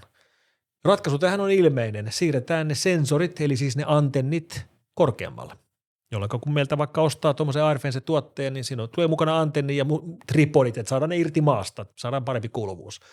Niitä usein asennellaan sitten korkeiden rakennusten katoille tai mastoihin tai torneihin, hyvä, mutta vielä parempi on sitten joku lentävä kohde. Ja meillä nyt on sitten oma lentokonetehdas, jonka Sensor Fusion osti aikaisemmin tänä vuonna Hallista, entisestä ilmavoimien tukikohdasta, ja rakennetaan omia alustoja, jolloin me viedään noin meidän sensorit lentokoneisiin. Päästään kilometrien korkeuksiin, jolloin se horisontti menee 3-4 kertaa kauemmaksi, mikä on hyvä. Ja jos lentokone on hyvä, niin satelliitti on vielä parempi. Eli meillä on parhaillaan oma tiimi rakentamassa tuolla Sensor Fusionin ensimmäistä satelliittia. Tiimi, joka on aikaisemminkin rakentanut satelliitteja, mukaan lukien semmoisia, mitkä on parhaillaan avaruudessa. Ja meidän ensimmäinen satelliitti lähtee SpaceX Falcon 9 kyydissä Leo-kiertoradalle vuoden 2027 vikalla kvartterilla, jos kaikki menee suunnitelmien mukaan. Reilun vuoden päästä. Niin, näin se on. Ja sitten sen jälkeen me lähdetään katsomaan, että kuinka hyvin me kykenemme tekemään radiotiedustelua avaruudesta käsin. Ja tätä on moni vähän niin kuin haastanut, että kuinka hyvin sitä oikein pystyy kuuntelemaan jostain avaruudesta, niin kuin maan pinnalla olevia laitteita, radioliikenteen kautta. Mutta mä usein kyllä viittaan siihen, että jos otat sun iPhonein käteen ja menet tuohon pihalle, niin se kertoo kyllä, missä sä oot. Ja se, että se tietää, missä sä oot, pohjautuu siis siihen, että se kuuntelee avaruudesta tulevaa radioliikennettä. Ja ne on siis, nämä GPS ja GLONASS ja Galileo-satelliitit on siis 20 000 kilsan korkeudessa. Ne on siis todella kaukana. Me mennään Leo-radalle ehkä 500 kilsaan, se on paljon lähempänä. Et jos sun kännykkä, joka toimii siis akulla, kädessä pidettävä pikku vekotin, kuulee 20 000 kilsan päässä olevan radiolähetyksen, niin kyllä me uskotaan, että tämä toimii toisinpäinkin, kun tullaan vähän matalammaksi. Mutta ei me oikeastaan sitä varmuudella vielä tiedetä. Se huomataan sitten, kun me saadaan ensimmäiset satelliitit avaruuteen ja testataan. Ja jos kaikki toimii, niin sitten sitä on hyvä laajentaa. Väistämättä mulla tulee dystooppiset riskitilanteet, että onko oikeasti enää mitään paikkaa, missä pääset piiloon tämmöiseltä. Meillä on kohta niin paljon siellä niin kuin niitä sensoreita, satelliitteja ja just tätä mittaamista, seuraamista. Totta kai sillä on se tarkoitus, että me voidaan ensisijaisesti niin kuin valvoa meidän omaa ilmatilaa ja meidän turvaa ja meidän vihollisilta tunnistaa, että jos on tulossa hyökkäys, mutta voiko sitä käyttää myös, niin kuin, voiko se myös aiheuttaa semmoisen vähän niin kuin dystooppisen skenaarion, missä meillä on semmoinen isovelin silmä tuolla, joka pääsee näkemään mihin vaan.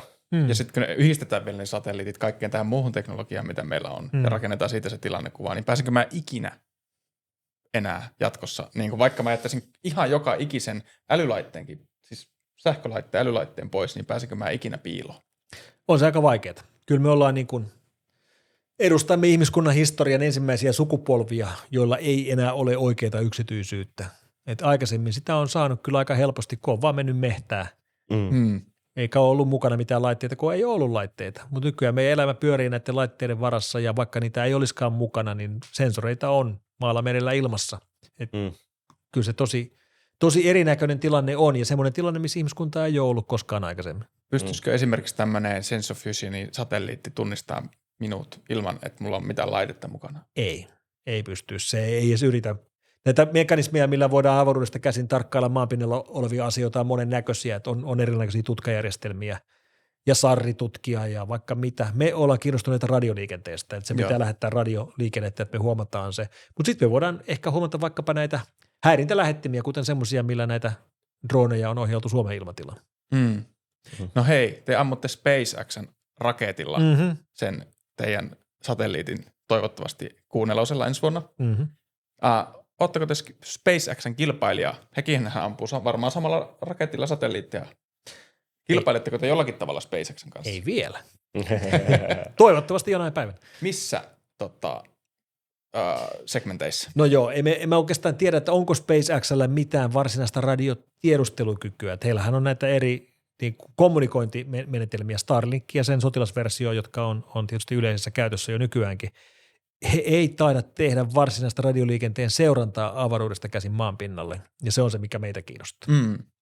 Mutta periaatteessa, jos ajatellaan, niin heilläkin on kyvykkyydet jo siihen varmasti, että he voisivat vaan laittaa omiin satelliitteihinsa tämmöisiä, vai ootteko te edellä? Enpä tiedä, ei se niin helppoa ole. Ja muutenkin tämä tämmöinen niin kuin asetelma usein on törmännyt nyt sitten tämän ensimmäisen vuoden aikana, kun on ollut puolustusteollisuudessa töissä, että tulee vähän semmoista haastajaa, että kannattaako niin kuin suomalaisen startupin tai suomalaisen scale-upin rakennella tämmöisiä järjestelmiä, että sitten tulee joku isompi firma ja tekee sen vaan paremmin. Sitten tulee Lockheed tai tulee Harris tai tulee Boeing tai tulee Saappi ja ne vaan sitten tekee sen ja niillä on enemmän rahaa ja ne on isompia. Ja mun vastaus tähän on, että turpa kiinni. Ei pidä paikkaansa. Et eivät liiku läheskään niin nopeasti, eivät kykene innovoimaan, eivät saa tuotteita tehtyä semmoisella tahdilla, kun suomalainen startuppi tai scale-up tekee. Tämä on niinku fakta. Voivat yrittää, mutta eivät kyllä pysy perässä. Toi on totta. Ja toi tuli mieleen siitä, että mitä me voidaan tehdä asiasta, niin se on yksi niinku asia, mitä me voidaan tehdä, on nimenomaan hankkia asennetta. Että kyllä me oikeasti voidaan tehdä tämä homma ja meidän pitää unelmoja isosti ja ottaa riskiä ja niin nimenomaan innovoida ja lähteä niin tekemään ja sitten vielä vastustaa sitä houkutusta, että sä myyt sen ensimmäisen vuoden jälkeen Amerikkaan, vaan niin kuin just noin 2 osaa, niin ne on niin kuin ne, millä se ratkaistaan oikeasti se. Tämä torjuntadrooni, mikä mulla on kädessä, se koko idea, että me lähdetään rakentamaan omia torjuntadroneja ja nimenomaan, että lähdetään tekemään tehtaita. Tehdään ainakin tehtaita, jotka rakentaa ja sitten se on se varsinainen tuote. Tämä idea on 6 kuukautta vanha. Joulukuussa lähdettiin miettimään ja silloin meillä ei ollut mitään. Oli idea, piirreltiin valkotaululla ja ruvettiin miettimään, että ukrainalaiset käyttää torjuntadroneja menestyneesti, että tämmöisiä voisi vähän tutkia ja lähteä designaamaan omaa ja rakentamaan näitä oikeasti ja miettimään osia ja koelentämään ja tekemään, että miten se löytää kohteensa ja sitten tekemään näitä tehtaita. Puolessa vuodessa meillä on nyt ekat tehtaat siinä pihalla valmiina ja ne tekee tällaisia livenä joka päivä ja siihen tehtaaseen on mietitty kaikki sähkövedot ja ilmastoinnit ja kaikki muukin logistiikka ja toimitusketjut puolessa vuodessa tai 7 kuukaudessa. Väittäisin, että aika monella isommalla alan pelaajalla niin oltaisiin vieläkin siellä neukkarissa miettimässä, kun meillä on ne ensimmäiset jo siinä pihalla. Kyllä. Ilonilla menisi Kolossuksen rakentamiseen ja sillä meni joku vuosi, puolitoista muistaakseni, että teitte tuon 7 kuukaudesta Vapisen Elon. Joo, kieltämättä niillekin on kellotahti aika kohillaan, mutta on aika paljon isoja alan pelureita, jotka on vähän niin kuin jäykistynyt ja tekee niin kuin valtionhallinnon tahtiin näitä juttuja. Niissä on yksityistä byrokratiaa luotusfirman sisälle. Pakko palata SpaceXään vielä sen verran, että miten sä näet sen, jos ajatellaan, että kyseessä on kuitenkin yksityinen yritys tai yksityisomistuksessa oleva yritys, joka jolla on tällä hetkellä niin kuin ihan suvereeni hallinta niin kuin tämmöisessä avaruudessa olevasta viestintäteknologiasta. Ja en tiedä, mihin kaikkeen muuhun sitä teknologiaa voi hyödyntää, mitä heillä tällä hetkellä on siellä ja voiko hyödyntää, mutta näetkö sä siinä riskejä? No en ihan kauhean suoria riskejä. Mun mielestä se on aika niin kuin, omalla tavallaan huikea menestystarina ja koko Elon Musk on kyllä niin ristiriitainen hahmo, että se olisi niin kuin hirveän kiva, että siitä kaverista voisi niin kuin pitää, kun se tekee niin makeita juttuja, mutta kun se vaikuttaa niin kusipäältä. SpaceX on hirveä menestys. Niin kuin uskomaton, miten niin kuin tämmöinen vuosia jämähtänyt valtiollisten tahojen uumeniin mennyt toimintakyky saatiin herätettyä henkiin. Eli siis rakettiteknologia uudenlaisilla uudelleen käyttävillä raketeilla, jota lähtee nyt monta kertaa viikossa. Se on ihan uskomaton menestystarina. Niin ja tekin hyödynnätte sitä. Ja mekin hyödynnetään ja ihmiskuntaa on menossa kuuhun ja Marsiin oikeasti. Tämä tulee kaikki tapahtumaan ja se on kyllä todella jännittävää. Mä oon syntynyt vuonna 1969, kun mentiin ekaa kertaa kuuhun. Ja tämmöinen niin kuin avaruuden valloitus oli täysin käynnissä ja ihmisten pitää vallottaa avaruus. Se on kyllä niin kuin ilmiselvästi meidän pitää tehdä se. Siellä ne tulevaisuuden resurssit on ja ennen pitkää maapallo ei enää ole olemassa. Meidän täytyy levittäytyä muille planeetoille. Tämä on niin kuin ilmiselvä missio koko ihmiskunnalle ja se meidän täytyy tehdä ja se ei tapahdu, ellei joku tee sitä. Okei. No mitä jos jotenkin aletaan tässä syntetisoimaan tai kaikkea, että on tämä, nyt on niinku nämä 2 isoa juttua, kuumaa juttua tällä hetkellä on tämä drooni, puolustusteollisuus, sinne kaadetaan rahaa. Sitten on tämä tekoälykehitys, sinne kaadetaan rahaa. Sitten nämä niin tällä hetkellä tekee paljon sitä teknologista murrosta, mitä säkin oot seurannut koko uras. Niin minkälaiseen niin maailmaan tämä meidät vie? Niin maalataan vähän semmoisia niin konkreettisia niin utopioita, dystopioita, miltä se näyttää niin yksilön näkökulmasta. Mä mietin totta kai aina sitä, että miten mä voisin hyödyntää tätä teknologiaa itse, miten mä voisin mahdollisimman paljon oppia siitä. Sen sijaan, että mä ajattelisin vaikka esimerkiksi niin, että kun on puhuttu siitä, että no niin tekoäly tulee ja se korvaa kaikkien duunit ja meillä on kaikilla nyt hirveästi työttömyyttä ja niin uhkakuvia, että ihmisen niin merkitys katoaa siinä ja tälleen. Ja me yritetään täällä enemmänkin bunkkerissa aina katsoa maailmaa silleen, että miten mä voisin itse valmistautua ja miten mä voisin niin kuin itse voimaantua vähän niin kuin siitä uudesta teknologiasta. Ja silleen sitten niin kuin minkälaista maailmaa tässä rakennetaan. Onko meillä kaikilla kohta oma tekoälyagentti, joka taistelee toisia tekoälyagentteja vastaan virtuaaliavaruudessa, missä koko ajan on kissahirileikki siinä, että uusin malli tuhoaa kaiken tietoturvan ja sitten sitä vastaan pitää rakentaa uusi tietoturva ja henkilökohtainen obsekki pitää rakentaa sen mukaan ja sitä voidaan käyttää valvontaa. Ja sitten samalla fyysisessä maailmassa meillä on nämä droonit ja robotit, jotka vähän niin kuin samalla tavalla tekee kissa-hirileikkiä ja kilpailua, niin miltä tämä kuulostaa? Ja tulevaisuus vaikuttaa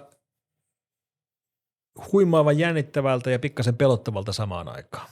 Ja nämä teknologian vallankumoukset, mitä tässä on viime vuosikymmenet nähty, niin uudet vallankumoukset tulee vaan nopeammin ja ne on kooltaan suurempia ja suurempia.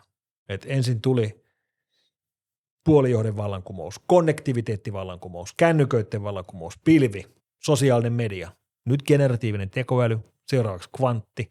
Jokainen näistä on suurempi. Nämä tietysti aina rakennetaan niiden edellisten vallankumousten päälle, mutta jokainen on ollut sitten niin kuin panoksiltaan suurempi ja suurempi. Tekoäly, vallankumous, joka parhaillaan on käynnissä, on selvästi niin kuin panokset sekä hyvässä että pahassa on suuremmat kuin koskaan ennen. Eli jos me saadaan pelattua meidän kortit oikein, jos tämä vallankumous, missä me olemme muuttamassa itseämme tämän planeetan toiseksi älykkäimmäksi olennoksi, jos tämä menee oikein, jos me saadaan pelattua tämä niin kuin me haluaisimme, me ihmiset, niin lopputulos on utopia.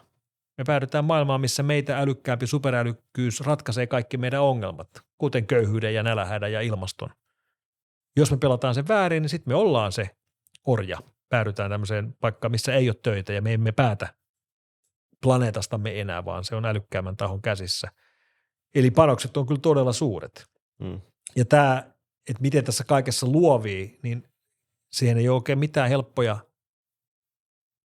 niin kuin pitkän aikavälin ohjeita. Pitää kyetä reagoimaan. Miten sä rakennat omaa suvereniteettia tässä ajassa? Mitkä on semmoisia juttuja, miten sä yrität pitää huolta siitä, että sä pysyt suvereenina yksilönä? Onko sun obsekki muuttunut viime aikoina?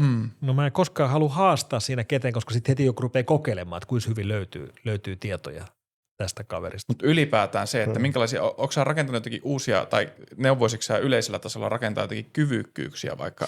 No ainakin kun ajatellaan ihan sitä, että miten, kun ihmiset on huolissaan, että onko töitä. Niin mä esimerkiksi olen aika tyytyväinen siitä, että mä nyt vuosikymmenten jälkeen tein tämän uraliikkeen, jonka tein, jossa mä siirryin softwaresta hardwareen. Hardware on selvästi kuitenkin, siinä on enemmän sitä mouttia, eli vallihautaa sen ympärillä. Et se ei ole ihan niin helppoa. Kaikki softahommathan häviää.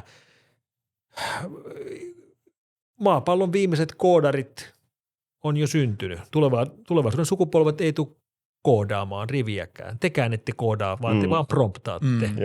Ja tämä on nyt se tulevaisuus. Takaisin ei ole enää menoa.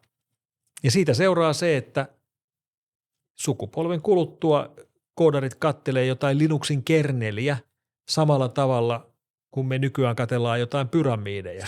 Ja ihmetellään, että miten helvetissä toi on rakennettu. Tämä on se, mihin me ollaan niin kuin menossa, koska kaikki koodi tulee jatkossa koneilta, koska ne tekee sen paremmin ja tehokkaammin.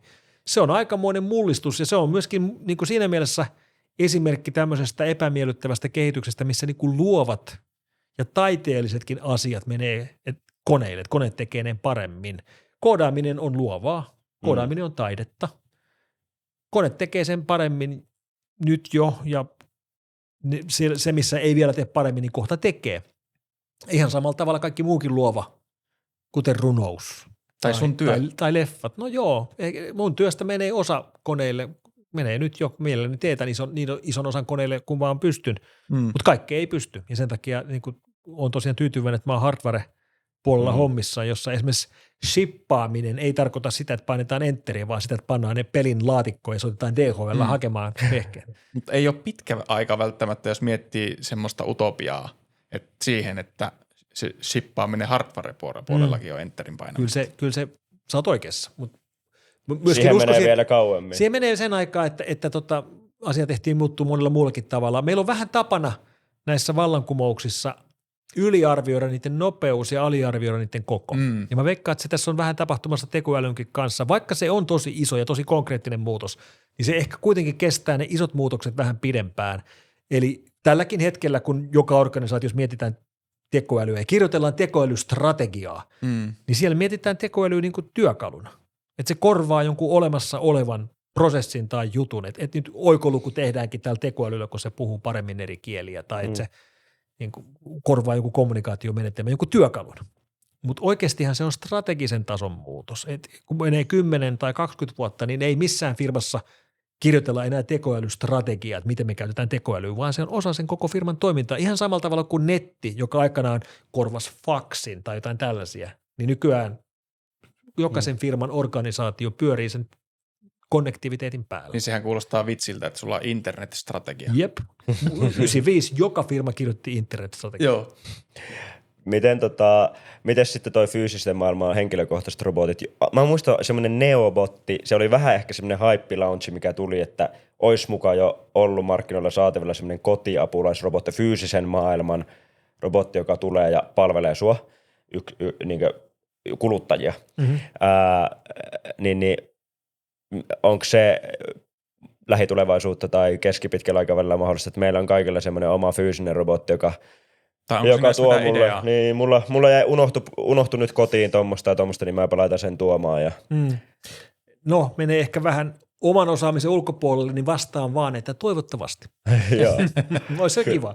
Henkilökohtainen drooni. Niin. Se voi lentää ja kävellä ja rullata ja uija joka paikassa ja Joo, sitten se puolustaa mua fyysisesti. Ja ehkä nämä niin kuin vuosikausia, vuosikymmeniä odotetut lentävät autotkin tulee siis sitä kautta, että droneista tulee tarpeeksi isoja, että ne jaksaa kantaa 100-200 kiloa. Hyppäät itse dronin kyytiä ja lennät itse töihin. Niin, totta. Lentävät aina otetaan, kaikissa meemeissä otetaan aina se esimerkki, että meille luvattiin lentävät autot, mutta sitten me saatiinkin nämä pullonkorkit kiinni tähän pulloon tai jotakin vastaavaa. Niin esimerkiksi joka pellolla Suomessakin pörrää varmaan tällä hetkelläkin agrokoptereita, eli tämmöisiä 8 moottorilla varustettuja niin kuin 1,5 metriä halkasijalta olevia, jotka kantaa 100 kiloa lannoitteita ja menee pellon ylitte päästä päähän.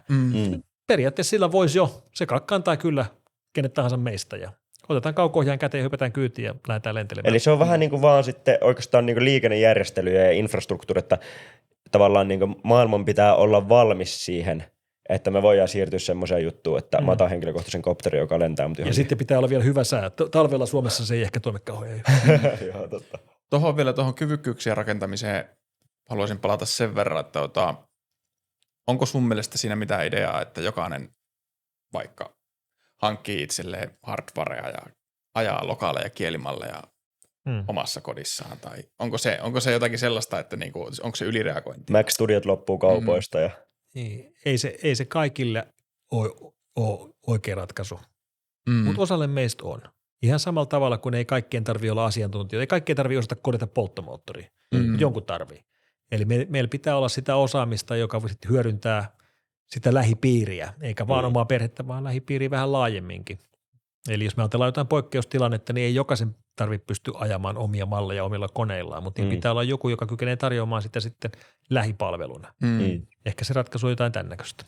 Niin on, yhteiskunnan tasolla kyllä näin varmasti, mutta sitten on joitain semmoisia niin kuin reikäpäitä, kuten allekirjoittanut, joka haluaa olla se Rambo, joka ottaa kaiken itselleen haltuun. Eli mä näen, että tulevaisuudessa mä kiinnostun Bitcosta siksi, koska mua kiinnostaa se, että mä haluan ottaa sen mun oman taloudellisen itsemääräämisoikeuden omaan haltuun, että mulle ei kukaan voi sanoa mitään, vaan siinä mua kiehtoo se ultimaattuminen vähän niin kuin itsenäisyys sen kannalta. Ja sitten samalla tavalla mä innostuin niistä lokaaleista kielimalleista ja muutenkin tekoälykoodaamisesta, vibe-koodaamisesta, tämmöisen niin opettelusta ja siitä, että mä opin edes ne perusteet, että mä ymmärrän, mistä siinä on kyse, että mä voin ottaa sen tarvittaessa haltuun. Ja esimerkiksi vaikka jos tulee sellainen tilanne, että oikeasti alkaa näyttää siltä, että sosiaalisen median tilejä ja sähköposteja, häkkeröjä sieltä täältä muilla tekoälyillä, niin sitten mä näen, että sen ainut puolustautumiskeino sille on se, että mulla on itseäni älykkäämpi tekoälyagentti, joka vaikka esimerkiksi valvoo sitä, että tuleeko tämmöisiä haavoittuvuuksia ja patchaa ne sitten, jos se on tarve, niin se on se suoja mulle siellä digitaalisessa maailmassa, Bitcoin on mulle suoja siellä rahoituksen maailmassa. Ja sitten nyt seuraavaksi mä uskon, että se on sitten nuo dronet, ehkä ei vielä tänä vuonna, mutta joku päivä mä otan sen haltuun, että mä... Ja ylipäätään vähän niin kuin hardware-puoli, henkilökohtainen hardware. Niin. Kyllä, henkilökohtainen hardware. Missä bunkerin 3D-tulostimet on? 3D-tulostin pitää ottaa vielä haltuun tänne. Sehän on tosi voimakas työkalu. Se voisi melkein aseeksi niin kuin määritellä jo. Kyllä. Totta muuten. Mulla on yksi kaveri, joka flipahti siihen hommaan, että se osti sen ja osti 3D-tulostaminen. Ja hän oli muuten myös droneista tosi aikaisin tämmöinen mun propellihattukaveri Oulusta, joka niinku harrasti tämmöisiä FPV-droneja. Mm-hmm. Näitä silmikoilla lennettä. Joo, sillä pitää olla silmä, tai niinku, joo, ja se on yhteydessä siihen, sä näet niinku suoraan ensimmäisestä persoonasta sen dronen, niin sillä pystyy mennä niinku todella taidokkaata lentoratoja tekemään. Kyllä. Ja pieniin ahtaisiin paikkoihin lennellä. No, Ukrainassa näillä FPV-droneilla, joissa on kuitu perässä, niin lennetään juoksuhaudoissa ja tunneleissa. Voidaan mennä kilometrejä. Kyllä. Tosi kapeissa paikoissa. Niin tämmöisiä kamikaze-droneja, jotka jep. Kyllä. Joo. Kyllä. Siinä onnellinen loppu. Me aletaan olla me aletaan olla varmaan paketissa pikkuhiljaa. Tuleeko vielä? Eipä oikeastaan. Onko Mikolla jotakin loppusanoja, jotakin ajatuksia? No ehkä semmoinen, että mä oon kaikesta huolimatta, mä oon optimisti. Mä oon koko ikäni viettänyt teknologian vallankumousten huonojen haittapuolien parissa. On se sitten verkkohyökkäyksiä tai verkkorikollisuutta tai verkkosotaa tai droonihyökkäyksiä tai muuta.